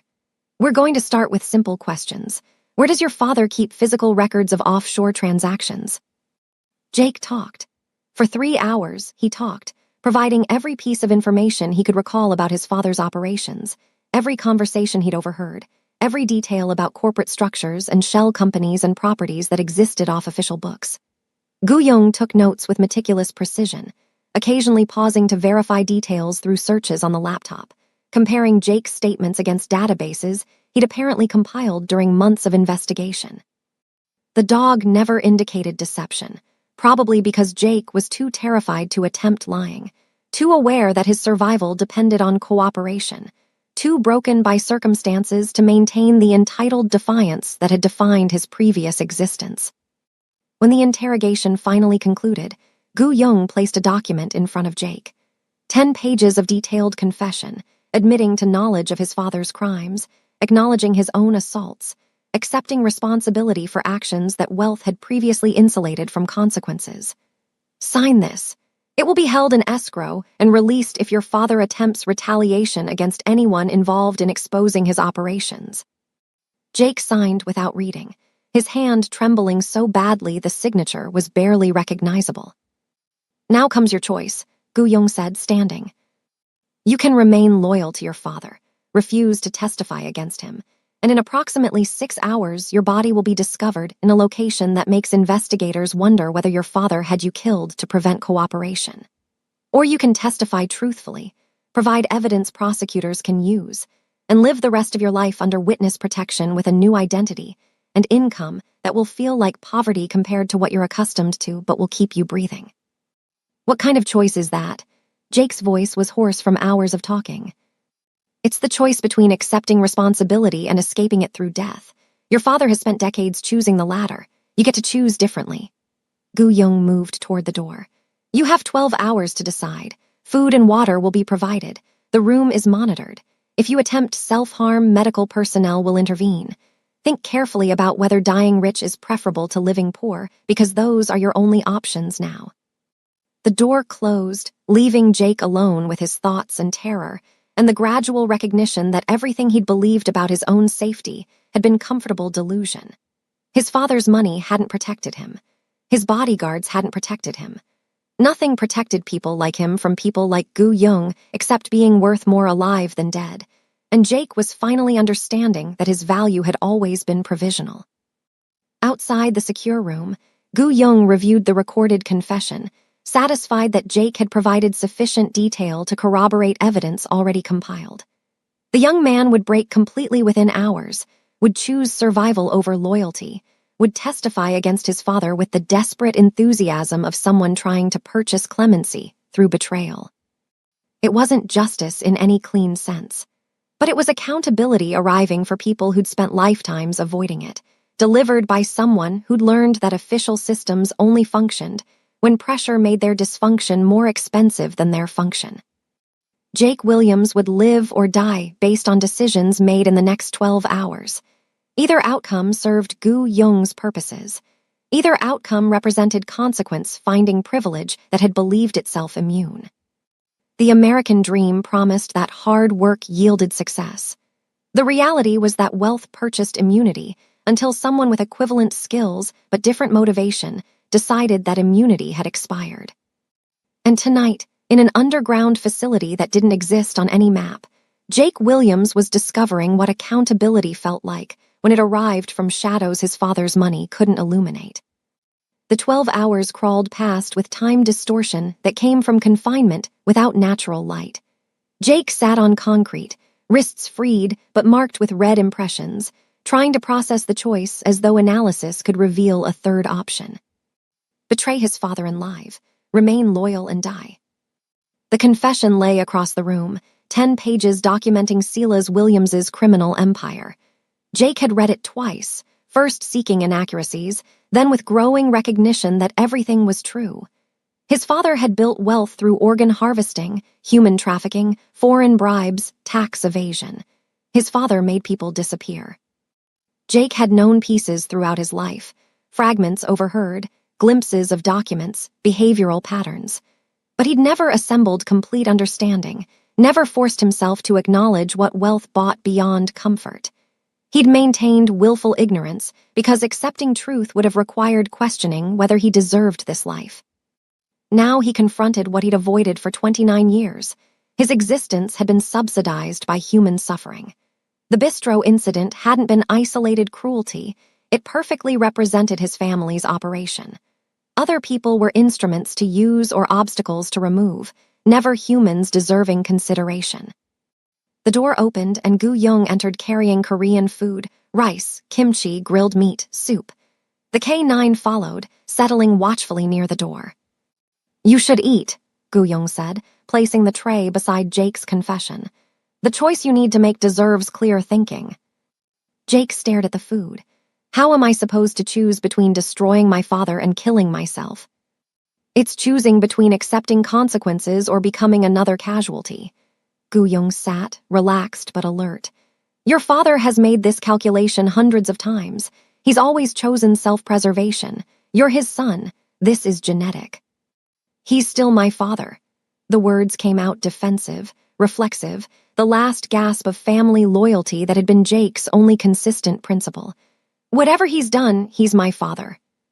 Your father has spent your entire life using you as convenient prop for his respectable businessman performance. He funded your lifestyle not out of love, but because having a visible son reinforced his public image as family man rather than criminal enterprise operator.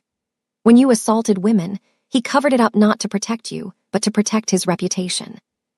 When you posted videos humiliating service workers, he didn't correct your behavior because it mirrored his own contempt for people he considered beneath consideration.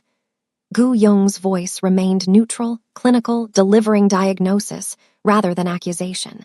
He's your father in biological sense, but he's never acted as though you were his son in any meaningful way. Jake wanted to argue, but couldn't find words that would contradict what he'd observed throughout his life. His father had never attended his school events unless they involved wealthy families worth networking with. His father had never asked about his interests or aspirations beyond which university might provide best social connections. His father had provided money but never presence, funding but never engagement, resources but never relationship. The prosecutors building cases against your father have testimonies from 14 families whose relatives disappeared after working at Williams' facilities, Gu Young continued. They have financial records showing $2.3 billion in offshore accounts funding bribes and tax evasion. They have evidence of organ harvesting operations that have processed at least 47 victims. But they lack the insider testimony that would make prosecution inevitable rather than difficult. Your confession provides that testimony. Your cooperation would ensure that your father faces accountability regardless of how many lawyers he hires or judges he's cultivated relationships with. And if I cooperate, what happens to me?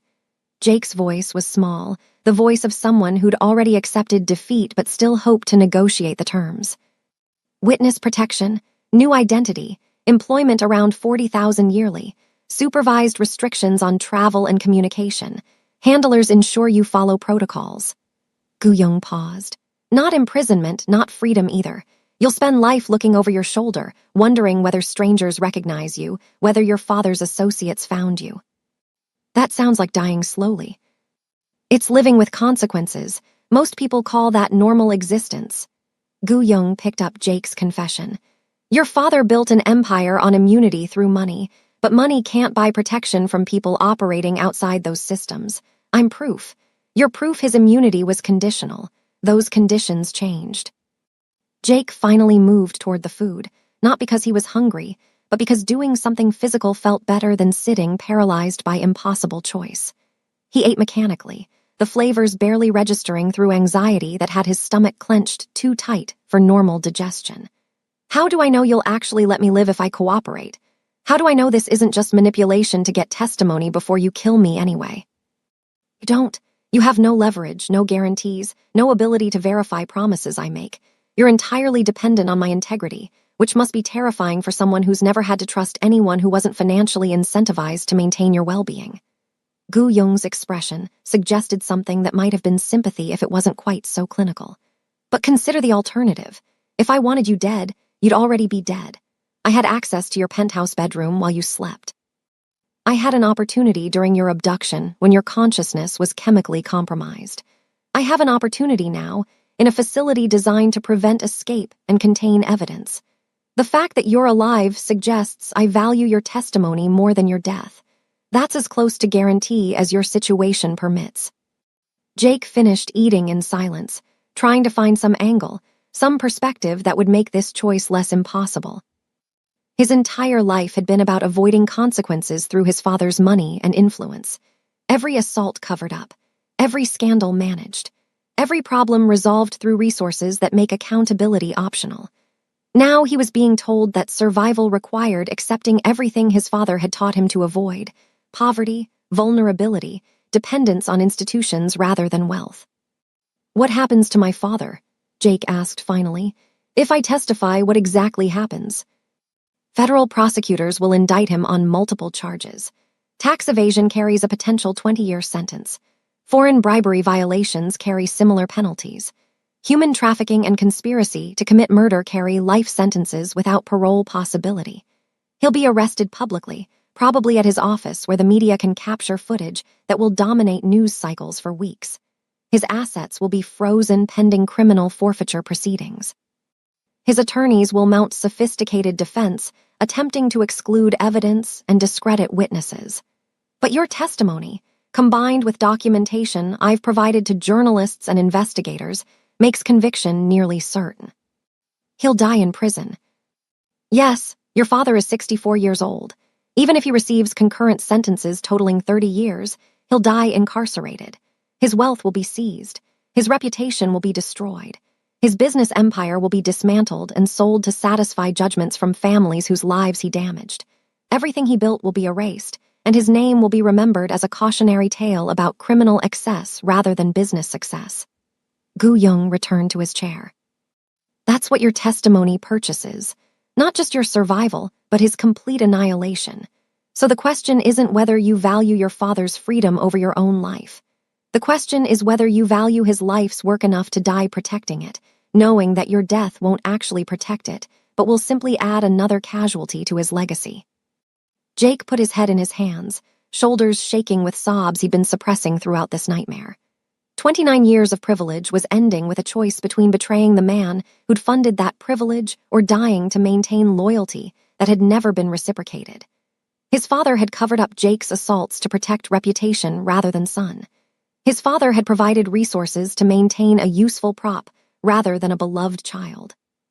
His father had built an empire on human suffering, while teaching Jake that other people's pain was irrelevant to their family's success. I'll testify, Jake said finally, the words coming out broken by crying that had probably been building for years without outlet. I'll give them everything I know. I'll cooperate completely. I'll do whatever keeps me breathing, even if that breathing happens in some shitty apartment in some nowhere city where I'm working retail for minimum wage. That's survival instinct overcoming learned loyalty. It's the first honest choice you've probably made in your entire life. Gu Yong stood. Federal prosecutors will arrive within the hour to take your statement. They'll transport you to a secure facility where witness protection protocols begin immediately. You'll likely never see Lowe's angels again. You'll certainly never see your father except possibly through courtroom glass if you're required to testify in person. Your old life ends tonight. What replaces it won't be comfortable, but it will be yours in ways that nothing funded by your father's money ever was. Will I ever feel safe again? No, safety is an illusion that wealthy people maintain by insulating themselves from reality. You're going to live in reality now, where safety is provisional, and consequences are permanent and choices matter because you can't buy your way out of them. Gu Yong moved toward the door, the K9 rising to follow. Welcome to how most people live, Jake. It's terrifying and uncertain and requires constant vigilance, but it's authentic in ways your previous existence never was.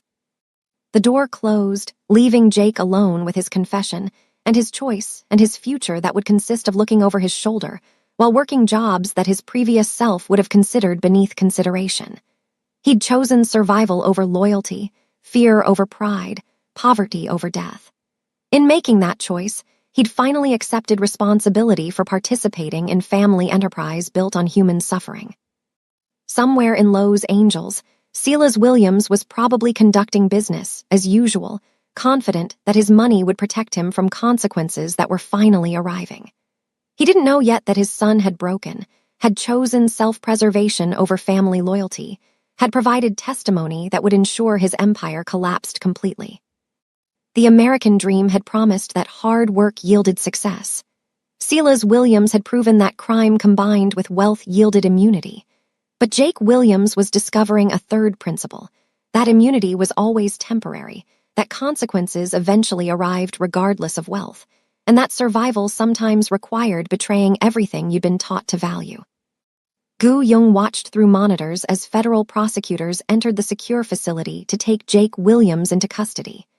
The young man would spend the rest of his life in relative poverty, always wondering whether that stranger on the street recognized him, whether his father's associates had finally located him, whether survival had been worth the cost of betrayal. But he would be alive, and his testimony would ensure that Silas Williams experienced consequences that wealth had convinced him would never arrive. That wasn't perfect justice, but it was accountability delivered with precision to people who'd spent lifetimes avoiding it. The K9 rested beside Gu Yong's chair, mission accomplished, understanding that the hunt was moving into its final phase. Tomorrow would bring arrests and media coverage and the spectacular collapse of an empire built on human suffering. Tonight had simply been the moment when the empire's heir chose survival over loyalty and unknowingly ensured that his father's immunity expired permanently. Jake Williams had made his choice. Now Silas Williams would face consequences that decades of wealth had convinced him were impossible. And Gu Yong would watch from shadows as the American legal system finally functioned correctly, not because institutions had developed integrity, but because someone had made their dysfunction more expensive than their function. The weight of consequence had finally found people who'd spent lifetimes avoiding it.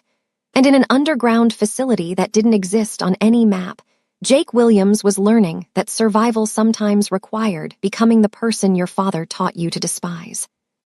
The federal courthouse in downtown Los Angeles had witnessed countless perp walks over its 70-year history, but the crowds gathering along Spring Street at 9:47 a.m. suggested this one would be different. News vans lined both sides of the block, satellite dishes extended toward gray morning sky, reporters practicing sound bites while camera operators jockeyed for optimal angles. Behind police barricades, protesters held signs with messages ranging from demands for justice to accusations of corruption. Some carried photographs of missing relatives who'd worked at Williams' facilities. Others simply stood in silence, bearing witness to a moment that felt less like standard legal proceedings and more like the collapse of an entire system of impunity. Inside the courthouse, Silas Williams sat in a holding cell designed for temporary detention of defendants awaiting arraignment. He wore a custom suit that probably cost more than the annual salary of the public defenders who worked 3 floors above him, but the suit couldn't disguise what the past 72 hours had done to his appearance. His face showed the particular exhaustion that came from discovering that wealth couldn't purchase solutions to certain problems. His eyes carried the hollow recognition that the machinery he'd spent decades building and maintaining had turned against him with mechanical efficiency. The charges filed by federal prosecutors read like a catalog of institutional failure, 37 counts spanning tax evasion, foreign bribery violations, conspiracy to commit human trafficking, accessory to murder, obstruction of justice, and racketeering. Each count represented years of criminal activity that had been documented, investigated, and then mysteriously abandoned by prosecutors who decided that pursuing a billionaire was professionally inadvisable. But the documentation Rachel Okonkwo had published in a series of devastating articles over the past week had made abandonment impossible. The evidence was too comprehensive, too well-sourced, too damning to dismiss as conspiracy theory or business competitor sabotage. The Los Angeles Times had run the tax evasion story first, methodically detailing how Williams had moved $2.3 billion through offshore structures specifically designed to avoid federal taxation. The story included actual tax documents, communications between Williams and his accountants discussing evasion strategies, and expert analysis explaining how the schemes violated multiple provisions of federal tax law. Other media outlets had picked up the story within hours, and by the second day, senators were demanding investigations, and the IRS was announcing a comprehensive audit of all Williams' corporate entities. The foreign bribery story had followed 3 days later, building on the tax evasion foundation by demonstrating that the offshore structures weren't just tax avoidance, but mechanisms for paying bribes to government officials in 7 countries. Rachel had named names, provided dollar amounts, included communications showing Silas Williams personally authorizing payments that violated the Foreign Corrupt Practices Act. The State Department had issued carefully worded statements acknowledging awareness of the allegations and promising cooperation with any investigations. But the third story had been the one that transformed Silas Williams from complicated businessman into monster requiring immediate prosecution. The organ harvesting operation, documented with facility locations, financial ledgers, victim testimonies, and communications showing direct involvement by Williams in operational decisions. Rachel had published photographs of the Riverside warehouse after Gu Yong's raid, interviewed 3 of the rescued workers who'd agreed to speak publicly despite immigration concerns, and included expert analysis from medical ethicists explaining exactly how the operation had functioned and why it represented one of the most systematic violations of human dignity in recent American history. The public reaction had been immediate and overwhelming. Protests outside Williams' corporate headquarters, calls for boycotts of any business associated with the Williams name, demands that prosecutors who'd previously declined to investigate be held accountable for their inaction. The machinery that had protected Silas Williams for decades had disintegrated in less than a week, not because institutions had suddenly developed integrity, but because the cost of protecting him had become greater than the cost of prosecuting him. Federal marshals arrived at the holding cell to transport Silas Williams to the courtroom for his arraignment. They processed him with professional detachment, neither sympathetic to his fall nor celebratory about his capture, just executing their function within a system that was finally operating as designed. Williams walked through corridors flanked by marshals, his expensive shoes clicking against linoleum floors that had been walked by thousands of defendants who discovered that American justice was indifferent to their previous status once prosecution commenced. The courtroom was packed beyond capacity, every seat filled with journalists, victims' family members, legal observers, and citizens who'd taken the morning off work to witness this particular moment of accountability. The gallery erupted in muted reaction when Williams entered. No cheering because the judge wouldn't permit it, but a collective exhale that suggested people had been holding their breath waiting for confirmation that this was actually happening. The arraignment proceeded with bureaucratic efficiency. The prosecutor, a career federal attorney who'd built her reputation on complex white-collar cases, read the charges in a voice that conveyed neither triumph nor vindictiveness, just steady presentation of facts that spoke for themselves. Williams's attorney, one of the most expensive criminal defense lawyers on the West Coast, entered a plea of not guilty and requested bail with conditions that would allow his client to remain free pending trial. The prosecutor objected, citing flight risk, given Williams's significant financial resources and connections in countries without extradition treaties. The judge, a woman in her early 60s who'd been appointed to the federal bench after spending 20 years as a prosecutor, listened to both arguments with an expression that suggested she'd already made her decision before the hearing started. She denied bail, citing the severity of the charges, the strength of the evidence presented in the prosecutor's filing, and the very real concern that a man with Williams's resources could disappear before trial if given the opportunity. Silas Williams would remain in federal detention pending trial, his assets frozen pending criminal forfeiture proceedings, his empire effectively dismantled before he'd even been convicted. The courtroom erupted again as Williams was led away in handcuffs, this time with sounds that the judge didn't immediately silence, the cathartic release of people who'd watched powerful men escape accountability for so long that they'd stopped believing justice was possible. Williams didn't look back at the gallery as he was escorted out. His face showed the particular defeat that came from understanding that everything he'd built was being stripped away with the same systematic efficiency he'd once used to destroy others. Outside the courthouse, Rachel Okonkwo stood among the media scrum, fielding questions about her investigation and the sources who'd provided the evidence. She was careful, practiced, revealing nothing that would compromise her journalistic integrity while making clear that the documentation spoke for itself. When asked whether she believed Williams would be convicted, she simply said that prosecutors had evidence sufficient to prove their case beyond reasonable doubt, and that the American legal system was finally functioning as it should. 3 miles away, in the industrial corridor of Riverside, where the organ harvesting warehouse had operated, a different kind of transformation was occurring. The facility that had been used to process human beings like inventory was being converted into something that represented the opposite of its previous function. Workers were removing medical equipment that had been installed for exploitation and replacing it with counseling offices, legal aid workstations, and community gathering spaces. The building was becoming a survivor resource center, a place where immigrants could access services without fear, where people whose lives had been damaged by Williams' operations could receive support in rebuilding. Montessa Daniels stood in what had been the containment area where her sister Kendra had likely been held before disappearing. The space was being transformed into a memorial garden, names of victims etched into stone markers, surrounded by plants that required tending and care. Kendra's name was there, along with 13 others whose families had never received closure, whose disappearances had been processed as statistics rather than tragedies. Montessa placed her hand on her sister's marker, and for the first time since learning the truth about what had happened, she felt something approaching peace.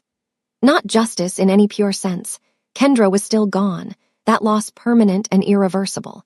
But accountability had arrived for the people responsible, and the space where her sister had suffered was being reclaimed for purposes that honored rather than exploited human dignity. The burns on Montessa's chest and shoulders had healed to the point where physical therapy was showing real progress. The scarring would be permanent, a reminder written on her skin about the day her life had intersected with people who viewed her as disposable. But Gu Young had ensured she had resources to manage the medical costs, had provided housing and income while she recovered, had demonstrated that protection meant more than just preventing harm. It meant ensuring people could rebuild after harm had occurred. She turned from the memorial markers to find Gu Young standing near the entrance to the garden, the K9 beside him as always, both of them maintaining the watchful presence that had become familiar over the past weeks. He approached with the same measured precision that characterized all his movements, neither hurried nor hesitant, just purposeful. "The center will be operational within 30 days, Gu Young said, his tone conversational despite the weight of what they were discussing. It will provide legal assistance, medical care, job placement, and counseling for anyone affected by Williams' operations or similar exploitation. The funding comes from assets seized during the criminal investigation, which seems appropriate." "My sister would have liked that," Montessa replied, her voice steady despite the emotions the conversation evoked. She always wanted to help people. She went into laboratory work because she thought medical research would make a difference. Instead, she discovered that the company she worked for was murdering people and got killed for trying to do the right thing. She did do the right thing. She reported what she found. That information, combined with evidence from other sources, is what made prosecution possible. Gu Young paused, choosing his next words with care. "Nothing returns what was taken from you, but the people responsible are facing consequences they spent lifetimes avoiding, and the systems that protected them are being dismantled. That's as close to justice as situations like this permit. Montesa nodded, understanding that Gu Yong was offering truth rather than comfort, reality rather than reassurance. What happens to you now? Do you just disappear back into whatever shadows you came from? I continue doing what I've always done, protecting people the official system ignores, building power in spaces where institutional authority refuses to operate effectively, ensuring that when justice doesn't arrive through conventional channels, it arrives through other means. He looked out over the memorial garden, his expression revealing nothing but his eyes suggesting something that might have been satisfaction. The Williams empire is dismantled. But there are always other predators, other people who believe wealth purchases immunity, other systems that need correction when they fail people they're supposed to protect. You're not going to stop, are you? Even with Williams in custody, even with the media attention and the investigations, you're just going to keep operating outside the law. I operate in the spaces where the law deliberately fails to reach. That's different from operating outside it. Gu Yong turned to face her directly. The American legal system is functioning correctly right now because someone made its dysfunction more expensive than its function. Without that external pressure, Silas Williams would still be free, still operating his criminal enterprises, still destroying lives. The system didn't suddenly develop integrity. It was forced to operate correctly by people willing to use methods the system itself would never employ. Montesa studied him, this man who'd rescued her sister's memory from official erasure, who dismantled a billionaire's empire with tactical precision, who spoke about violence and justice with the same clinical detachment. Are you a good person, Gu Yong? Or are you just someone who happens to be targeting people I want destroyed? I'm someone who learned that the American dream was a lie designed to keep people compliant while systems exploited them. I'm someone who built parallel institutions when official ones failed. I'm someone who delivers accountability when conventional justice proves insufficient. He gestured toward the memorial garden. Whether that makes me good or simply useful is a question for philosophers. I'm focused on outcomes rather than moral categorization. The K9 shifted beside him, attentive but relaxed, and Montesa found herself thinking about what it meant that this dangerous man's closest companion was an animal trained for protection rather than pure aggression. There was something almost poetic about it. The predator who hunted predators, the criminal who delivered justice, the man who operated in shadows to defend people living in light. Thank you, Montesa said finally, the words inadequate but sincere. For my sister, for me, for all of this. She gestured at the garden and the building being transformed around them. I don't understand everything you do or why you do it, but I understand that without you, none of this justice would have happened. Gu Yong nodded once, acknowledgement without need for elaboration.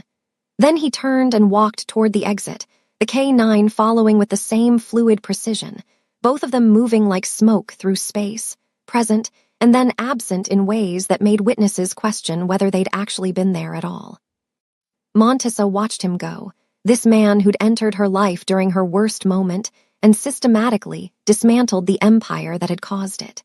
She'd probably never see him again, would probably read about his operations only when they intersected with public consciousness in ways that forced media attention. But she'd remember him as proof that power existed outside official channels, that justice could arrive from unexpected directions, that the quietest person in the room was often the most dangerous to those who deserved danger. Across the city, in the same upscale bistro where this entire cascade of consequences had been initiated by a cup of scalding coffee, Gu Yong settled into his corner booth with an Americano and his tablet displaying news coverage of the Williams arraignment. The K9 rested at his feet, alert but patient, understanding that their work was complete for now, but never truly finished. The bistro staff recognized him, the well-dressed Korean man who'd been present the day Montesa Daniels was assaulted, who'd sat quietly in his corner booth watching everything with eyes that missed nothing. They served him with respectful efficiency, understanding without being told that this was someone who deserved their best attention without requiring their conversation. Gu Yong reviewed the news coverage with satisfaction that came from seeing plans executed with precision. Silas Williams in custody, Jake Williams in witness protection, his testimony ensuring his father's conviction would be inevitable. The organ harvesting operation dismantled, and its victims received support. The journalists who'd enabled the exposure received recognition for investigative work that would probably earn awards. The prosecutors who'd finally done their jobs being celebrated as champions of justice, rather than criticized for their previous inaction. It was as close to perfect as outcomes involving human suffering could ever be. Not clean, not simple, not without costs that would never fully be repaid. But accountability had arrived for people who'd spent lifetimes avoiding it, delivered by someone who'd learned to operate in spaces where official authority feared to tread. His phone vibrated with a message from one of his network contacts. Another situation developing in San Francisco. Another person with too much money and too little accountability. Another opportunity to demonstrate that privilege was always provisional, that systems could be corrected when their dysfunction became too expensive to ignore, that justice delayed but delivered with precision was often more devastating than justice delivered immediately. Gu Yung finished his coffee and stood, the K9 rising beside him with a readiness that came from understanding their work was never truly complete. They departed the bistro through the front entrance, the man in the charcoal suit and his companion moving through Los Angeles streets with the casual confidence of people who belonged in every space they chose to occupy. Behind them, the city continued its complicated existence, full of people trying to survive systems designed to exploit them, full of predators convinced their wealth purchased immunity, full of opportunities for someone who understood that real power came not from institutions, but from the willingness to operate where institutions deliberately failed. The balance had been restored. The consequences had been delivered. The American dream's ugly truth had been exposed and corrected, at least in this instance, at least for now. And in a corner booth of an upscale bistro, the seat remained warm where the quietest person in the room had been watching, waiting, calculating the precise moment when silence would transform into action and privilege would finally meet its reckoning. Jake Williams learned the hard way that the quietest person in the room is often the most dangerous. Would you have shown Jake any mercy? Let us know in the comments.